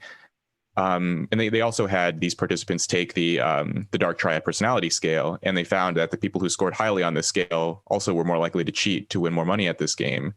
They also did these interesting studies where they basically imagined the participants to envision themselves in a sort of an employment scenario. So they have a colleague at work who, and they're described as being a little bit unpleasant to be around, and maybe they don't like them very much, and so on. So this is the person they're imagining. But then the researchers asked the participants, you know, how much do you agree with these items, these statements, like, you know, this colleague insults you all the time, this colleague has taken advantage of you, and all of these things, this colleague has done bad things to you, this colleague needs to be fired. Nothing in the description of this person in this sort of scenario indicated that they had ever insulted the participant, that they had ever done anything wrong to them. But basically the scenario was like, this person, you just don't like them very much, right? And again, the researchers found that people who score high on Dark Triad are more likely to exaggerate or fabricate negative qualities about this other person and say how badly they've been treated by them. Wow. I know. Gosh, she's like such a good interviewer. That's a pretty good part right there. I wanted to also say, the victimhood part of this whole thing, do you think that people get turned off to, like, say, like dark game, or like they think it's manipulative from the respect of, like, it seems like guys who have to learn this feel like they're victims? Like, we'll get this all the time. Like, it's like the incel revenge fantasy, right? What prompts them to want to learn game or to be better is they want to get back at the girl because they felt like a victim because Susie wouldn't go to the homecoming dance with them in high school. So you think that I think there's probably a negative attitude, but maybe you guys could tell me, like, is a negative attitude towards Dark Triads, you know, using those personality traits in a form of game as a result of, like, these guys wanting to get even. It is that fake it's the make it kind of vibe, isn't it? I mean, I can speak for myself coming into this learning game. I definitely brought in some bitterness, because usually the catalyst for change is something negative. It's pain or frustration. It's our desire to move away from that. Right. I was cheated on by a girl before I came into this, and that drove me to come in. And you do carry that bitterness with you. And to be honest, for the first few years learning this stuff, I treated women pretty badly. I look back and I just think, fuck, I did some stuff there I'm not particularly proud of. And so I think you do bring in, often guys, when they go on this journey to learn stuff, it is a bit of a vendetta mission, you know, and it's stupid because if you eat one bad pizza, it doesn't mean all Italian pizza is bad, right? You know, so it's a bit stupid. Like, we need to be able to kind of separate and move out of that, and not treat it as not see it as this kind of negative thing where we're trying to screw people over. That, again, that's not what we're trying to do. But then that brings in the whole argument of, can you really learn Dark Triad stuff and then implement it in the dating arena and then leave women better than you found them? Because inevitably, in any format, it's always going to end bad, isn't it? Whether it's, you know, do you part eventually, whether it's a divorce or whether it's one night stand, she wants more. How can you incorporate that when it's a bit of a contradiction in its sense? Well, Mr. Tom Serrero, famously, well, indeed, he always used to say, always leave them better than you found them, and it should be win-win. And then later on, he started to say, actually, I don't know if that's really practical. I don't know if it really ever can be win-win. Not because he didn't want it to be, or because because anybody wants to treat people badly. It's just that it's the old. Remind me of the phrase here, Rollo, but it's the old. For one sexual strategy, the other to succeed, the others must fail. It's the cardinal rule of sexual strategies. For one sexual strategy to be fulfilled, the other sex's sexual strategy has to be compromised or abandoned.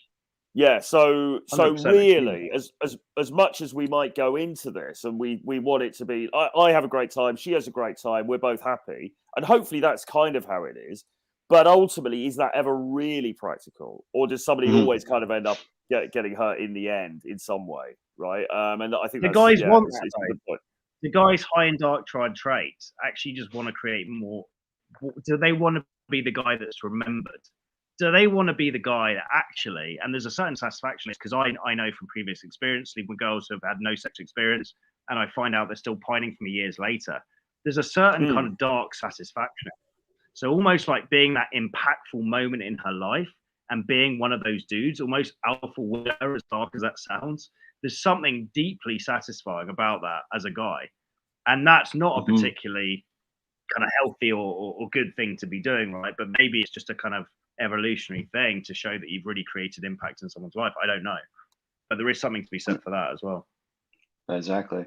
I want to throw this one out here too, because I thought this is another Rob Henderson study here.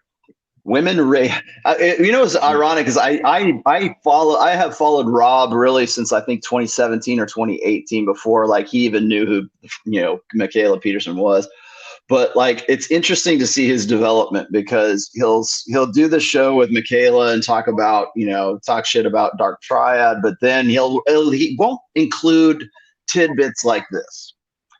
Women rated male characters designed to capture high Dark Triad facets of personality, narcissism, psychopathy, Machiavellianism, or control personality. Physicality was held constant. Women rated high Dark Triad characters as significantly more attractive. And that's almost by the way, if you look at that deviation there, that's like, it's almost 1, which is like a full standard deviation, right? So it's like very, very strong.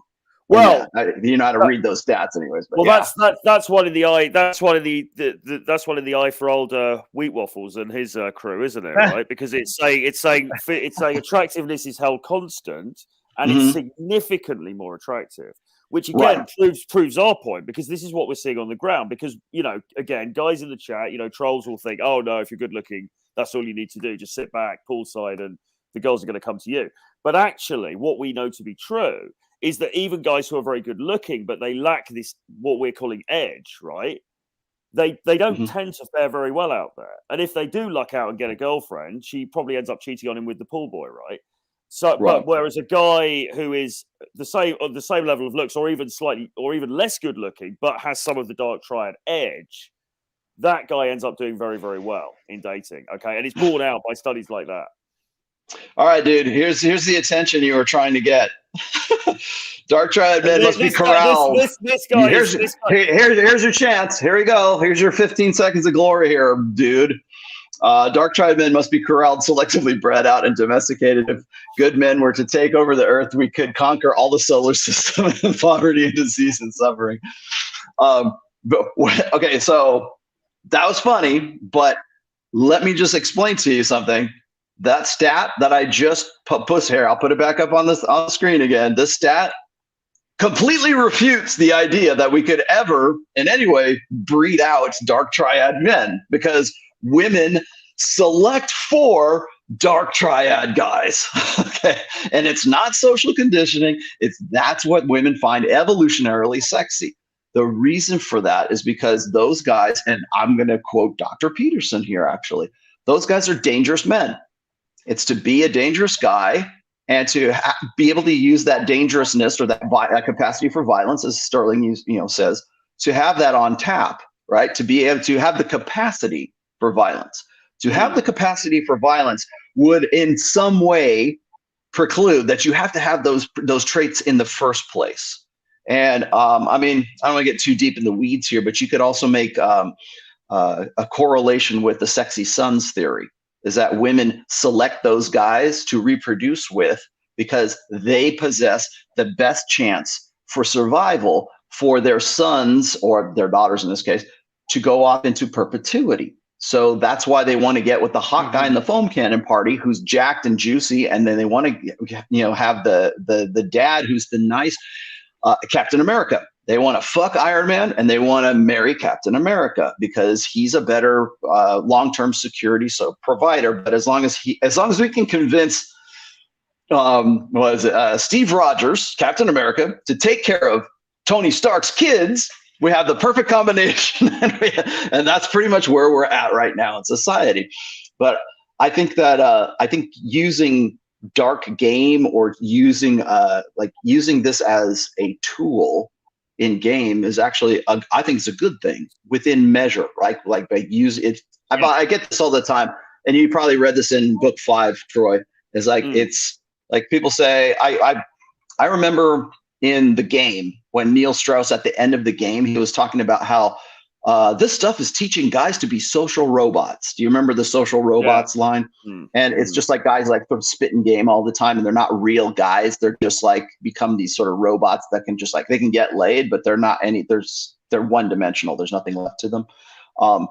So I remember that. And then I remember I had one of the big criticisms I had when I was in my sort of forum/blog years was they would say, this stuff will turn guys into assholes.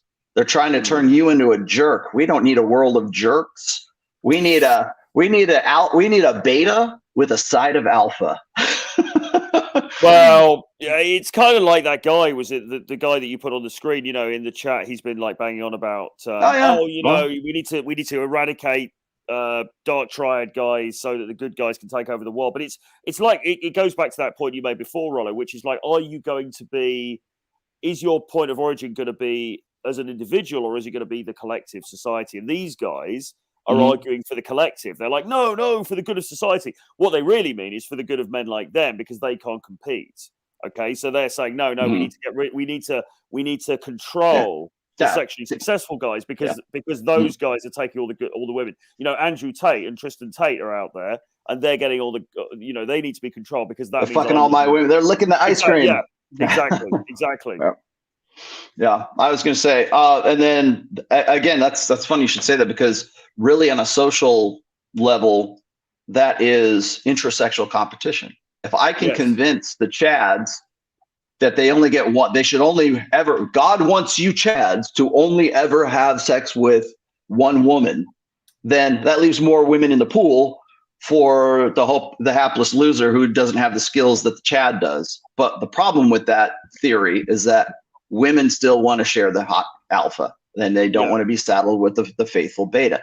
That's what throws that all out askew. Now, the other part of here is to say we need to breed out all of the Dark Triad guys. First of all, that's not going to happen, because simply not men have testosterone. That's it. End of story. But when you go to, I don't know if either one of you have been in the military, but when you go into basic training, or you go to become an infantryman, or you go to boot camp, they train you to kill people. They train you to be. If you've ever seen just go watch Full Metal Jacket. Like, go watch any of the old Vietnam kind of movies. If you watch Full Metal Jacket, you take a basic kid who's 18 years old, who is conflict averse. I don't want to fucking kill anybody. I don't have any beef with this guy. They would rather get away from danger than to actually use fight or flight. They'd rather flight than fight. But that basic training, martial arts for that matter, it's like not in our it's kind of like counterintuitive to put our face in front of a fist that's coming at you, right?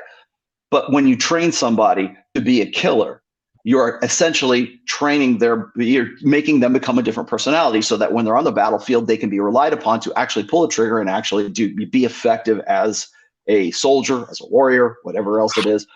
And so does that not then tap into some sort of personality trait that particularly men, have, and that's what makes them sexy?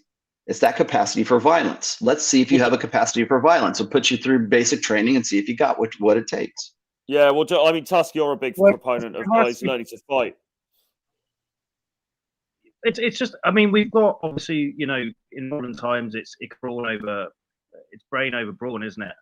People tend to, the Jeff Bezos of the world have a lot of power based on, he's not a fucking, jacked fighter, is he? He's a guy that's figured out how to make a lot of money. So that's power.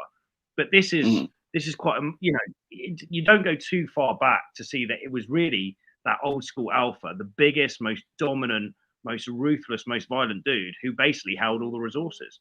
And it was his kids that, continued force the kind of the lineage. So we're talking about thousands of years of evolution here, and that ability to win and just go after, be ruthless and be dominant and go after what you want to win.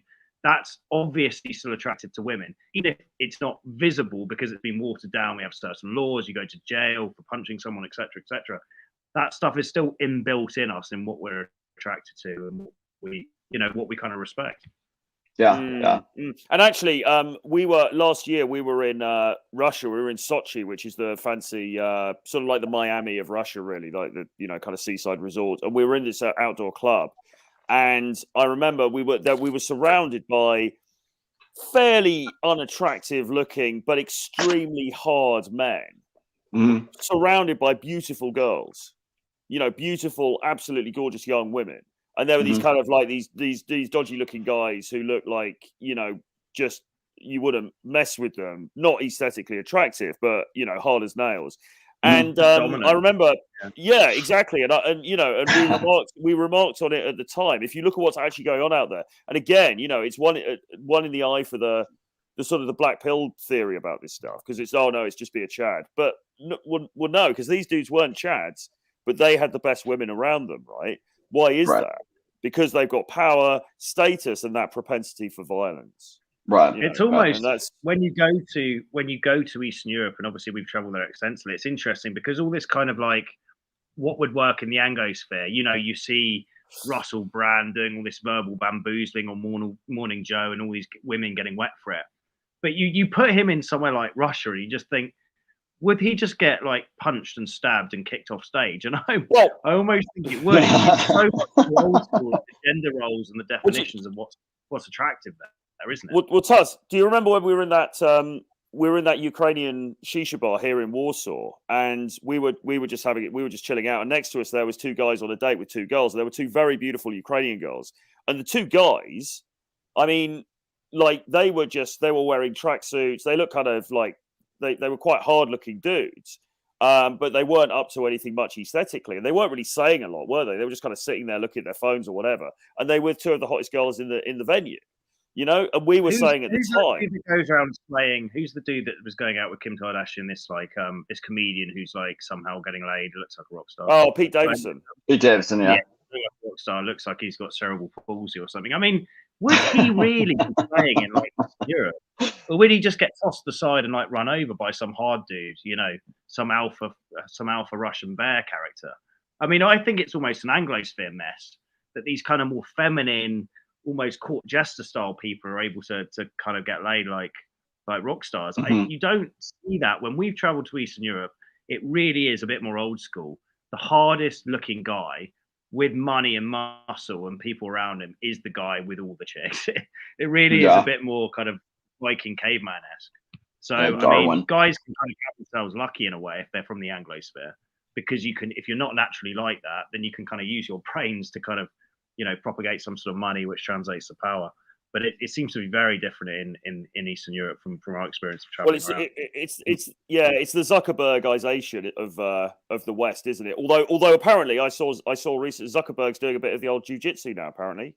So apparently, so he's and obviously Jeff Bezos got jacked, didn't he? But what about South Korea? The Chads there are the K-pop stars who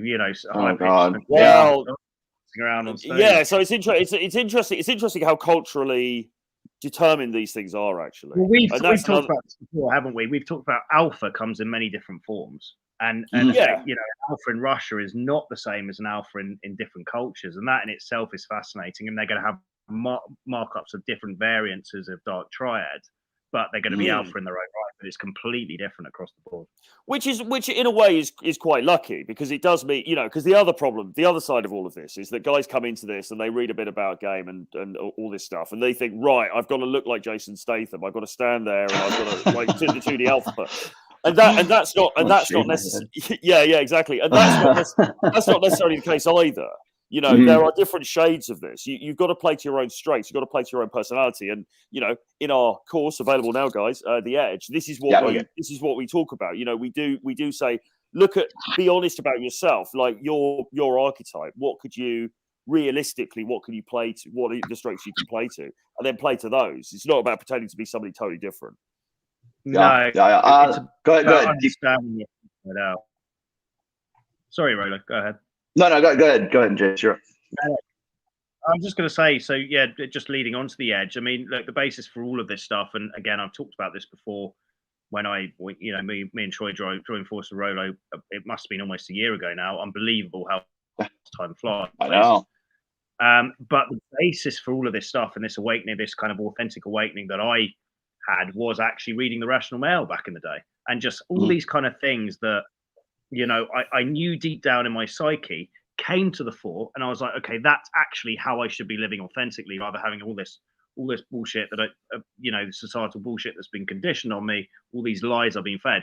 It was an unveiling of that. So really, it starts with reading The Rational Male, and then from that, The Edge is very good, because what we do is we take the principles of kind of the red pill that Rolo's obviously propagated, building in elements of evolutionary psychology, what actually works according to science over thousands of years, and how to incorporate these in a healthy way, and not just theoretically talking you through it, which we do, but actually assimilating that information in tasks that you do each week to step into this character, you know, this souped up winner that's going to get you what you want in dating and life. So it's a very practical, it's not just theory, it's actually taking that and actually applying it in a practical sense. And then we've got ways of holding it accountable to make sure that actually continues. I think one of the strengths, or I think one of the reasons that Andrew Tate did a lot right in his. I hate to say the run's over, because I don't really think it's over, but he did hit upon. Rolo, didn't he get like 250? Troy, you were saying he got like 250,000 live viewers on a different platform or something. On Rumble it was 145,000 on his first stream on Rumble. Yes, live views. That is more than Tim Pool and Ethan Klein could get combined on YouTube. Free the top G. Yeah, exactly. So clearly, would you say? I mean, I can ask the chat too. Would you say that Andrew Tate is a dark triad, has dark triad personalities? I think probably everybody would say yes. I mean, anybody who's interviewed him to some degree, right? So at what point do they cease to be healthy, and what point do they become exploitative?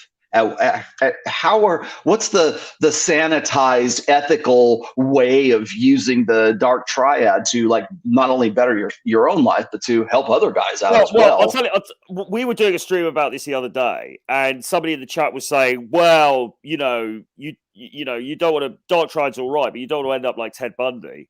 And I was saying, well, yeah, that probably is the cutoff point, right? Becoming a serial killer. Don't kill people. I think that probably is.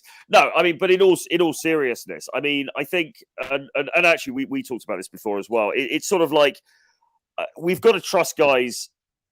We know. You know, we all have our own code of ethics. We have our own code of morality. We know what's legal. We know what's right. Okay, so we're not going to step outside of those boundaries. However, within that, are you focusing on yourself? Are you putting yourself first? Are you your own mental point of origin? Are you going after what you want? Or are you watering down your innate personality to try to people please and to try to fit in with what you think society wants? You know, are you not approaching that girl in the coffee shop, just as a very mundane example, because you're worried about what somebody over there is going to think, or if it's going to be a little bit embarrassing or whatever? Or are you just saying, well, no, sod that. I'm going to be dead in a few years' time. I'm going to go and take my shot now, because this is the kind of guy that I want to be, and this is the kind of life I want to live.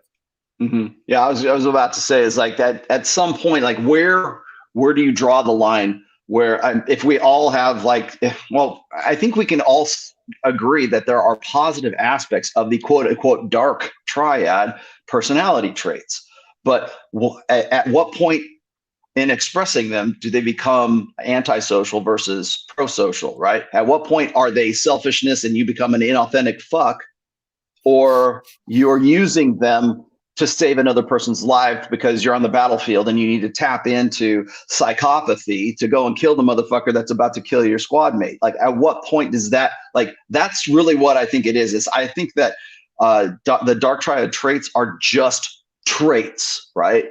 How they're used, how they're expressed, you leverage them, whatever it is, how you express those is really where they get dark or they get light. You know, how you can say, well, I had to finally sack up, think of myself first, so that, you know, like enlightened self-interest, right? I had to help myself before I could help other people. Oh, you're a psychopath because you didn't think of other people before yourself. That's what we've always taught, that, you know, do unto others before they do, you know, as they do unto you, kind of thing. The golden rule, right? Well, if I don't follow along with that, does that make me a psychopath? Because I thought about myself, because I thought about my own interest and the interest of my family, which I'm going to sort of like evolutionarily do anyways. So at what point do we embrace the idea that maybe the dark triad, you know, personality traits aren't really all that dark? It's just how they're expressed and the questions we're asking. Like when Rob Henderson was talking about, you know, people who think they're victims tend to be more, you know, dark triad. People who are like this tend to be more dark triad. Well, if you're going to cast it in that context to begin with, that you're looking for that, you're going to find that, right? Because that's the expression that they have. Does that mean that the person who's saying, hey, you know, I think that people like Andrew Tate, the reason why he got so popular is because he says, we got too many pussies out there and you all ought to be like me, right? Or you should aspire to me. You should compare yourself to me, right? And that resonated with millions and millions of guys, you know, in high schools and middle schools and all over the fucking world. So clearly, is he dark triad? Is he like this psychopath? Is he this misogynistic son of a bitch? Or is he trying to, or has that had a positive effect on guys who would otherwise end up losers? Well, I think it's had a massively positive effect on many guys. I mean, I've seen loads of comments from guys saying, actually, look, you know, Andrew's really helped me because I was a bit of a loser before and I started working out. I've started making money. I've started doing all these things. So I think, yeah, he's definitely had a positive effect. I understand that some of the things he said, obviously, has rubbed people up the wrong way. Does he have dark triad traits? Yeah, probably. But I mean, again, I mean, like, but then if you think of somebody like our outgoing Prime Minister, or he's gone now, Boris Johnson, I mean, was he dark triad? Yeah, I think he probably was dark triad, but he hasn't killed anybody, you know. Well, actually, I won't get into politics actually, because people might have different things to say on that. But look, I mean, you know, leading politicians, many people who get themselves into positions of prominence have dark triad traits. They're not necessarily using those for bad.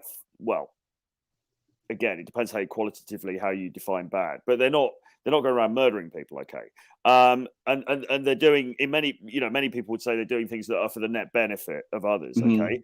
So again, it's kind of about being effective, isn't it? Actually, the truth is people with these so-called dark triad traits tend to be more effective than the average Joe who's just sitting around, you know, sort of twiddling his thumbs.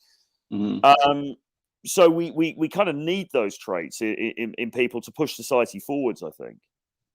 Right. I love this one. Okay, so how did the psychopath get that job? By fucking over other people within that job. Yeah, well, perhaps that guy that you think is a psychopath had just enough conceit and just enough self-concern and self-interest to build himself up and outclass you and outcompete you. And he won. And he got higher on the hierarchy as a result of that. Is he a psychopath because he did that? He fucked people over? Or did he build himself up and he became a stronger competitor and he beat you? Is that fucking you over? Or is that your, you know, participation trophy generation mentality kicking in? Well, everybody should be a winner. And anybody who's above me, anybody who got more of a share of the resources that's greater than mine via performance, does that mean he stepped on guys to get there? I don't think so. I think they just you lose. There's winners and losers, and that guy who has to win, did he fuck people over? You can be a sore loser and you can be a good winner, but the fact still remains is a guy outclassed you. He beat you. Well, I mean, for example, you could say the guy who builds a huge like audience or something like that because he puts out a ton of content. You could say, well, he was really narcissistic because he put out all that content, so he must think that he's really great, so he's a bad guy. But actually, he's just, as Rich would say, he's put in the work. I mean, it's sort of like, so yeah, where is the crossover? You could say, well, he's psychopathic or he lacks empathy because he doesn't care what people say about him. It's a bit like Donald Trump. I mean, Donald Trump is Donald Trump Dark Triad, probably, yeah. Oh, for sure. You know, and it's kind of like, well, but you know, and again, people are going to be hugely divided on him. But there are many people who think that he was, you know, he was a great president. He did really well. But to get to that point, he had to be quite Dark Triad. So does the ends justify the mean in many cases? I think they do. Mm-hmm. I would also make this this distinction here, is that I think it's really just sort of, at some point it becomes an issue of semantics. Is it exploitative? Is it manipulative? Can it be? Yeah. I've said this in the past. I said, you don't, like, women love jerks. They love jerks. Oh, I have to become a jerk? No, but you have to harness the energy of the jerk. you have to cop the vibe of the asshole to you know, to get ahead, to get any. I think again we've got to toughen up a little bit here, and we've got to think about, okay, what is effective versus what is not effective. And I mean, Robert Greene, you know, one of the reasons I love Robert Greene stuff. I'm listening actually to the Daily Laws now, which I hadn't got round to, and started listening now, and there's some great stuff in there as well. But I mean, if you look at his books, I mean, there are people that think Robert Greene is almost evil, you know, and famously, I think. Oh, that's the first thing anybody said. Yeah. Yeah, and I think famously, 48 Laws of Power was banned in American jails and these things. But if you look at his books, he's just very coldly pragmatic, isn't he? It's sort of, it's amoral. It's not immoral. It's amoral. It's a bit like, to take out questions of morality. What is effective? What works? What has been shown to work in the real world? And what can we learn from that? Okay. And I think, I mean, guys, it's a tough world out there, and it's a tough dating market, but it's a tough world in general. And you've got to, within the bounds of the law and your own personal sort of set of ethics and morality, you've got to kind of do what works versus what you think other people are going to like. Exactly. Let me get through these really quick here. Greetings. Can you guys discuss transitioning from like Promise Keepers to Dark Triad? What it means is, like, can you go from being like the guy who never wants to be like his old man, like he never wants to be like the dad who like abandoned the family, versus like going Dark Triad, which probably the dad seems like he was to the kid who promises he's never going to be like his old man. I would argue this is that I would say the best way I can think of is you have to like reimagine yourself, and you have to understand, like, I think grounding yourself in empirical reality, first of all, and see like what it is that's going to work and what's not. You don't have to be a dick. You don't have to turn into an asshole. And that's really what it kind of comes down to, is like when you have like the sexy Dark Triad traits that women really get off on, does that mean that you have to be some like ruthless son of a bitch? Or does it mean that you're, you know, employing those, or you have those Dark Triad traits? And like Dr. Peterson will say, is like, you have to be a dangerous man, but you have to like keep it under control. Well, no one knows that you're a dangerous dude unless they see you go and fuck somebody up. Like, cowardice looks a lot like standing down and having self-control if no one around you knows you're a black belt, right? If you're going to get into a confrontation with somebody and you go, no, okay, you're drunk, it's cool, you know, you back down from a fight, that looks like cowardice. But if I have a black belt in freaking Kali or something like that, and I know I could take this guy out in a second, then, or I'm a champion, I'm John Fitch, right? Like, I could go take this guy out, but I'd stand down and I back down from a fight because I just don't want the conflict. I don't want to, you know, I know I could kick your ass, but I'm not, this isn't actually cowardice. It's me backing down from a fight because it's just conflict resolution. I still look like a coward, even though I could probably take the guy apart. It's still, to anybody who doesn't know who I am or who John Fitch is, right? That looks like cowardice to them. So I think really when we're talking about like Dark Triad traits or like having a capacity for violence, the only way that anyone knows that you have a capacity for violence is if you get violent occasionally, is if you get in somebody's face, if you're confrontational occasionally. And I think maybe by order of degree, like extroverted people or guys who have those traits or are more self-concerned or self-important tend to manifest those in their behaviors. And that's what women pick up on. They go, this guy's manifesting dark triad traits, and therefore he seems like the guy who would have a capacity for violence. I've never seen him sparring in MMA or martial arts, but he has the bearing and he has the manifestations, he has the behaviors and the speech of a guy who could. So he could have a capacity for violence. Let me get this one right here. This is Roman Reigns and Justin Waller a good example of what dark game is? James, you answer that one. I don't know who Roman Reigns is. I only know who Justin Waller is, and I know damn well yes, that's a good example. Would you say Justin Waller's dark triad? I think women would probably say he's dark. I know him personally, so I would say no. But I know like women who would say he is. Boy with his holistic home cooking and his Bible. I mean, he doesn't seem particularly dark triad, but maybe it's all that. Maybe to get where he's got to, he is actually very dark triad line dancing. Dark triad line dancing. Yes. With a spike on your shoe. Yeah. Roman well, Reigns I mean. So he plays. I mean, dark game is one thing, but I think that a lot of people would say if a guy is spinning plates and he's self-interested in himself, like I'm going to get with this girl, and this girl, I'm going to have 4 or 5 girls in rotation. They would say that that's dark triad. They would say that's exploitative. I mean, all that is really is just playing the sexual market as women do, right? So does that inherently make all women dark triad? No, I think they're realists. I think they see the game for what it is. They're all very Red Pill aware. They understand evolution is at stake here as much as we can dress it up and get away from that. And they play the game for what it is. They don't dress it up as this romance fantasy, right? So I think men need to kind of basically act like women in that sense and think like a woman and just be ruthless, go after what you want. I mean, it's it's encompassed where as men, I think we're just taught to be slightly nice, aren't we? Like a girl comes up to you in a club. She's not particularly your type, but you'll kind of humor the attention. Whereas a guy, we've seen it thousands of times. A guy will go up to a girl. The girl is not interested. She will literally turn her back on the guy and stand there facing a wall so she doesn't communicate. I mean, they're ruthless. Men need to kind of propagate a bit of this kind of, female ruthlessness in the dating market, I think. It's true, actually. Women are very, very ruthless in dating. She'll flake on you. She will cancel 10 minutes before the date. I mean, there's all of these different things. And it's completely acceptable within the dating market because it's just like, oh, that's just what girls, that's just what girls do. Or guys are put in this position, or guys feel that they have to they're lucky to get anything. So, okay, she did that, but she was probably out of my league anyway. And actually, really, I mean, it's been said before. I mean, like Green, actually, in The Art of Seduction, he talks about the seductive arts as being essentially female arts. And actually, a lot of like what you game or whatever you want to call it, actually is really just observing what women do and then using and then getting guys to do that. Well, even in plate theory, which everybody wants to run me up the flagpole for, 10, 12 years later, what they don't read is the last chapter, which is transitioning from spinning plates and dating non-monogamously to like dating exclusively.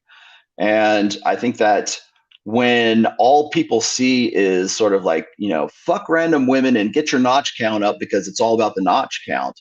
And when you're only focusing on that, I don't think what a lot of people realize is that when you learn dating skill, when you learn like game, when you learn dark game, so you embrace your nature as a human being, you're going to live a better life, like in general, because you're not like going against your own self-interest because people have told you to go against your own self-interest. So when you get to the point where you want to become monogamous with somebody, at least you're in a better position to be a better judge of character at that time. So, what was it? You had mentioned something else. I was when I wrote the 5th book, when I was writing the Player's Handbook. I approached it in that same respect. I wanted it to be like 48 Laws of Power, right? Right. There's going to be some of those chapters, or there's going to be some aspects of game that you're not going to want to use because you're just you don't have the art for it, or you just it doesn't feel right to you. Good. Don't use those, but know that they exist. Know that that's what works, because as you said before, like especially in the global sexual marketplace right now, it's a high stakes game now. Do you want to succeed at it? Do you want to be a player? And that was really what you read the book. The whole premise, you'll notice that I use the term average men, not betas, not like, oh, you're a loser, scumbag, blue pill, fuck you. It's average men versus guys who are actual players in the sexual marketplace. So average men are overweight. Average men are making, in the United States, are making $50,000 a year. Average men go and, get this job. There's a sort of this life plan for average men. And then I quoted Mike Rashid in there. Sorry, Mike. But I remember Mike Rashid saying, fuck average.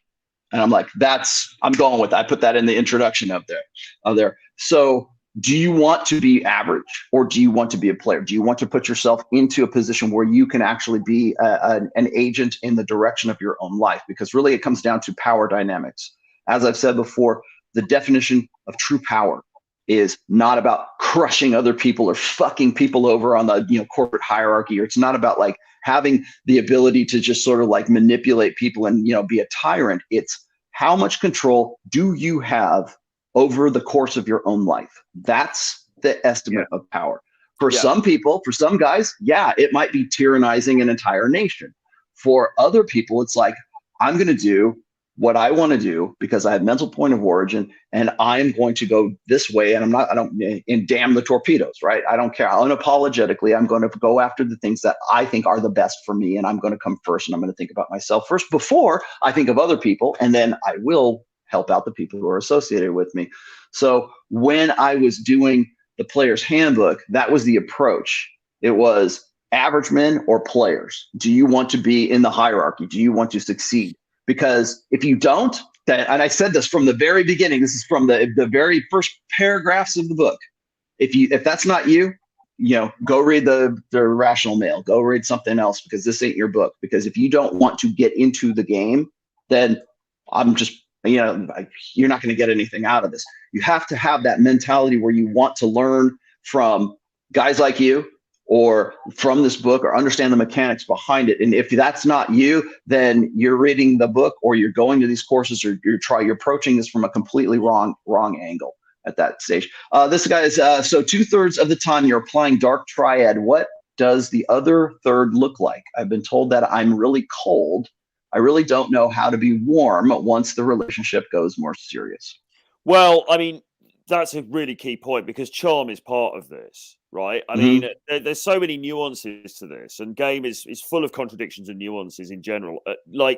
Yes, you want to be, you've got to kind of combine things, right? Yes, you want to be somewhat emotional. You want to have the capacity to be aloof, amused mastery, but you need to bring that warmth. You need to bring a bit of charm with it as well. I mean, remember the definition of charisma. What is it? Power, warmth, and presence, right? You need to combine all of them. So that guy, I don't think there's a really easy answer to that. I think it's something that, if you trained with us or whatever, you could get some insight into. But you need to find ways to bring that warmth in for sure.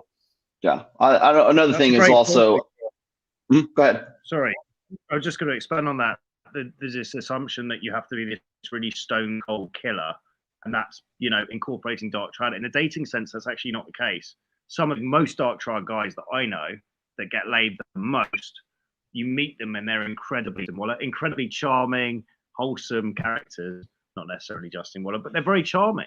And it's not that it's that 75% good guy, 25% sprinkle of Dark Triad going on there. And as Troy said, actually, that ability to be very charming, very discerning, very tactically empathetic is actually part of this. Although as a 2D model, you wouldn't expect that. But as Troy said, there's many nuances to this. What we actually do with the individual is we see the guy we're dealing with, we kind of assess him, and then what we'll do is we'll help him exacerbate certain traits or tone down certain traits. So it's not cookie cutter. It's just dependent on the guy question, of course. Right.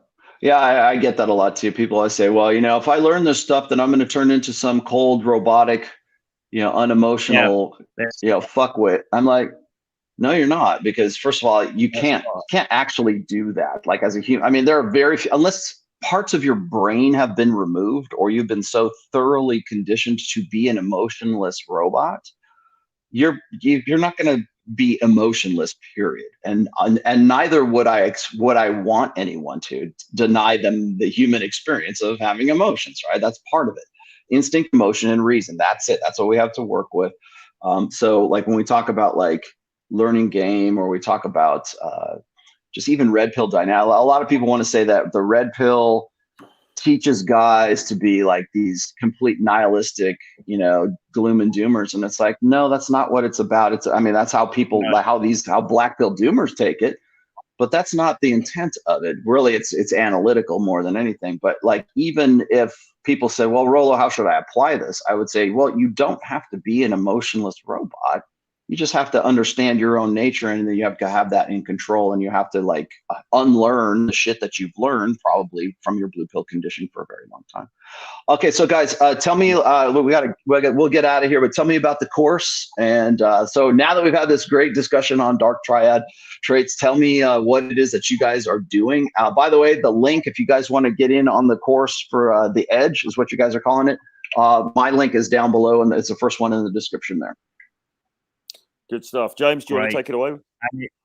Well, it expires next Wednesday. So you got till next Wednesday. Step one, if you haven't already, obviously buy and read a copy of Rational Male, because that's the basis for all of this stuff. That understanding the red pill stuff, it will go hand in hand with a lot of the stuff in the Edge. But basically, it's a course spread over a number of weeks. Each week you have videos, and you have a task list, and you have then accountability from me and Troy via WhatsApp and via Zoom calls, so you can actually take the theoretical knowledge and then apply this and just soup up your game. Do you want to give them a slight breakdown week by week, Troy, or do we leave that to the leave that? No, I could do it. So we sat down over a couple of days and recorded the course. So there's 15 pre-recorded video modules that you get. And we basically start off by saying, okay, so what is Edge and why is it essential? And how does a nice guy get Edge? Because, a lot of guys, as we say, they're too nice, they're too agreeable, they're too amenable, right? They need to get Edge. We talk about why game is no longer enough, okay? People, think of, PUA game and stuff, but game is not enough anymore, all right? So you need this extra component, this X factor. Then we look at the key components of Edge. We try and go into why some guys seem to naturally have it and others don't. We talk about some real, like movie stars, pop culture examples, Leonardo DiCaprio in Wolf of Wall Street, Joker, Christian Bale as Batman, all of these different things. And then why Edge makes all the difference. Then we go into a whole key section on masculinity and masculine presence. Why is masculinity important? Why is it being eroded? Here's what to do to sort of reacquaint yourself with your own masculinity. So there's that. Then we talk about inner game, okay? How do you become invincible? How do you become completely bulletproof, or as bulletproof as you can be in your interactions with women and also with other guys?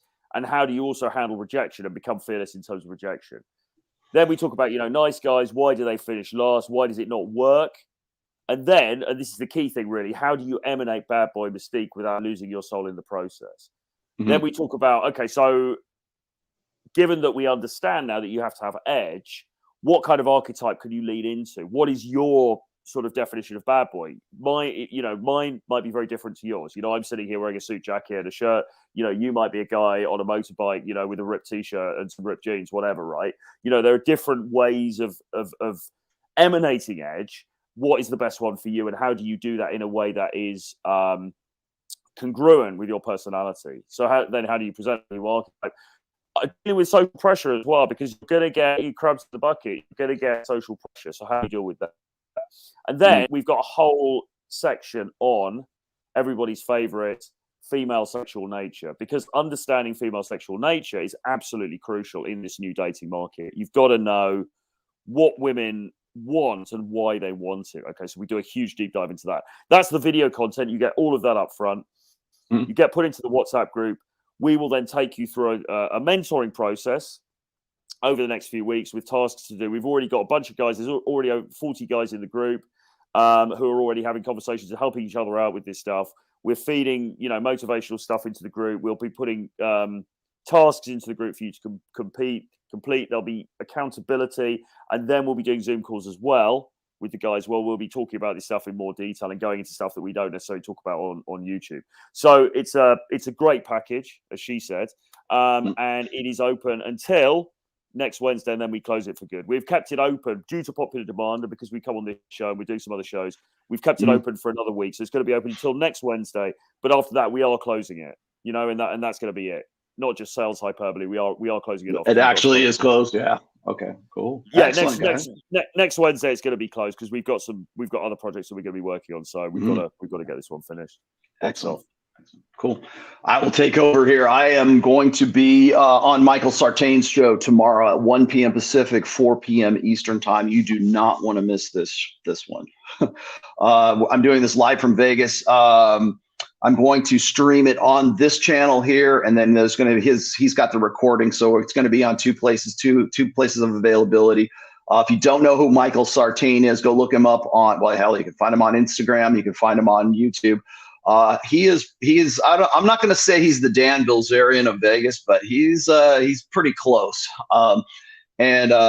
Mike's he's just a great guy. I had dinner with him me and Miguel had dinner with him last night, and we're just talking about and sort of really building up this show. We're talking about doing some other shows together in the future as well. But this will be a really good sort of build up our preview of what we have in store in the Vegas area very soon. So that will be tomorrow on this show, 1 p.m. Pacific, 4 p.m. Eastern time. And let's see, what else do I got going? Real Zero, Troy, you're not hosting, but I think Ryan is supposed to be hosting on Saturday. I probably won't be able to be on that show because I'm flying back home. But if I can pop in for a half an hour or so, I will. Cool. So anyways, I will be, just check out my Instagram. Oh, by the way, Mike Sartain is MikeSartain. That's how you Sartain. Look him up. Check out what he does, like as a promoter and everything else, like as an event promoter, and then you'll get a feel for why I'm kind of like excited to be on this guy's show. And then after that, I am also going to be hanging out with the Hex crew and the Pulse Chain guys. We're going to a mansion party tonight. I don't know how much video I'll be allowed to shoot there, but I will if I can. So if you want to see the shenanigans and all the shit that's going on, that will be, just check me out on Instagram and check that out. Also, get on these guys, get on the edge here. If this is like, if you want some like real nuts and bolts, I guess training is is that the word I'm even really looking for here? But well, I'll tell you, Troy, the thing that's really encouraging to me is like when I wrote book 5, I wrote it with you guys in mind. Like I wanted it to be a textbook for guys who are doing exactly what you're doing, infield stuff, because guys always ask me, hey, well, I need a book to read, but I'm like, you don't just learn game by learning it from a book. You have to go out there and you have to do it. But they're missing like this sort of like textbook to what you guys have been teaching for a long time. So I'm very encouraged to see that you guys are like sort of digging into like the theory and the practice at the same time, so that people have a better understanding of it, more thorough understanding. Well, yeah, I mean the book, The Player's Handbook, is awesome. I mean, it's a great summation. I actually read it on the plane over when we met up in Miami earlier this year, and it's a great summation of all the principles of game that you need to understand. And we do refer to it actually in the course, and we refer to it generally in teaching students. There's so much great stuff in there about frame, how to present yourself, and all of these things. So yeah, excellent. All right, guys. Well, thanks for joining me. If you want to get involved, you can the links, the first one in the description down there. And man, it's a great conversation once again, guys. Good stuff. Thanks a lot. Many thanks. All right. Yeah, you too, James. See you later, man. Bye-bye.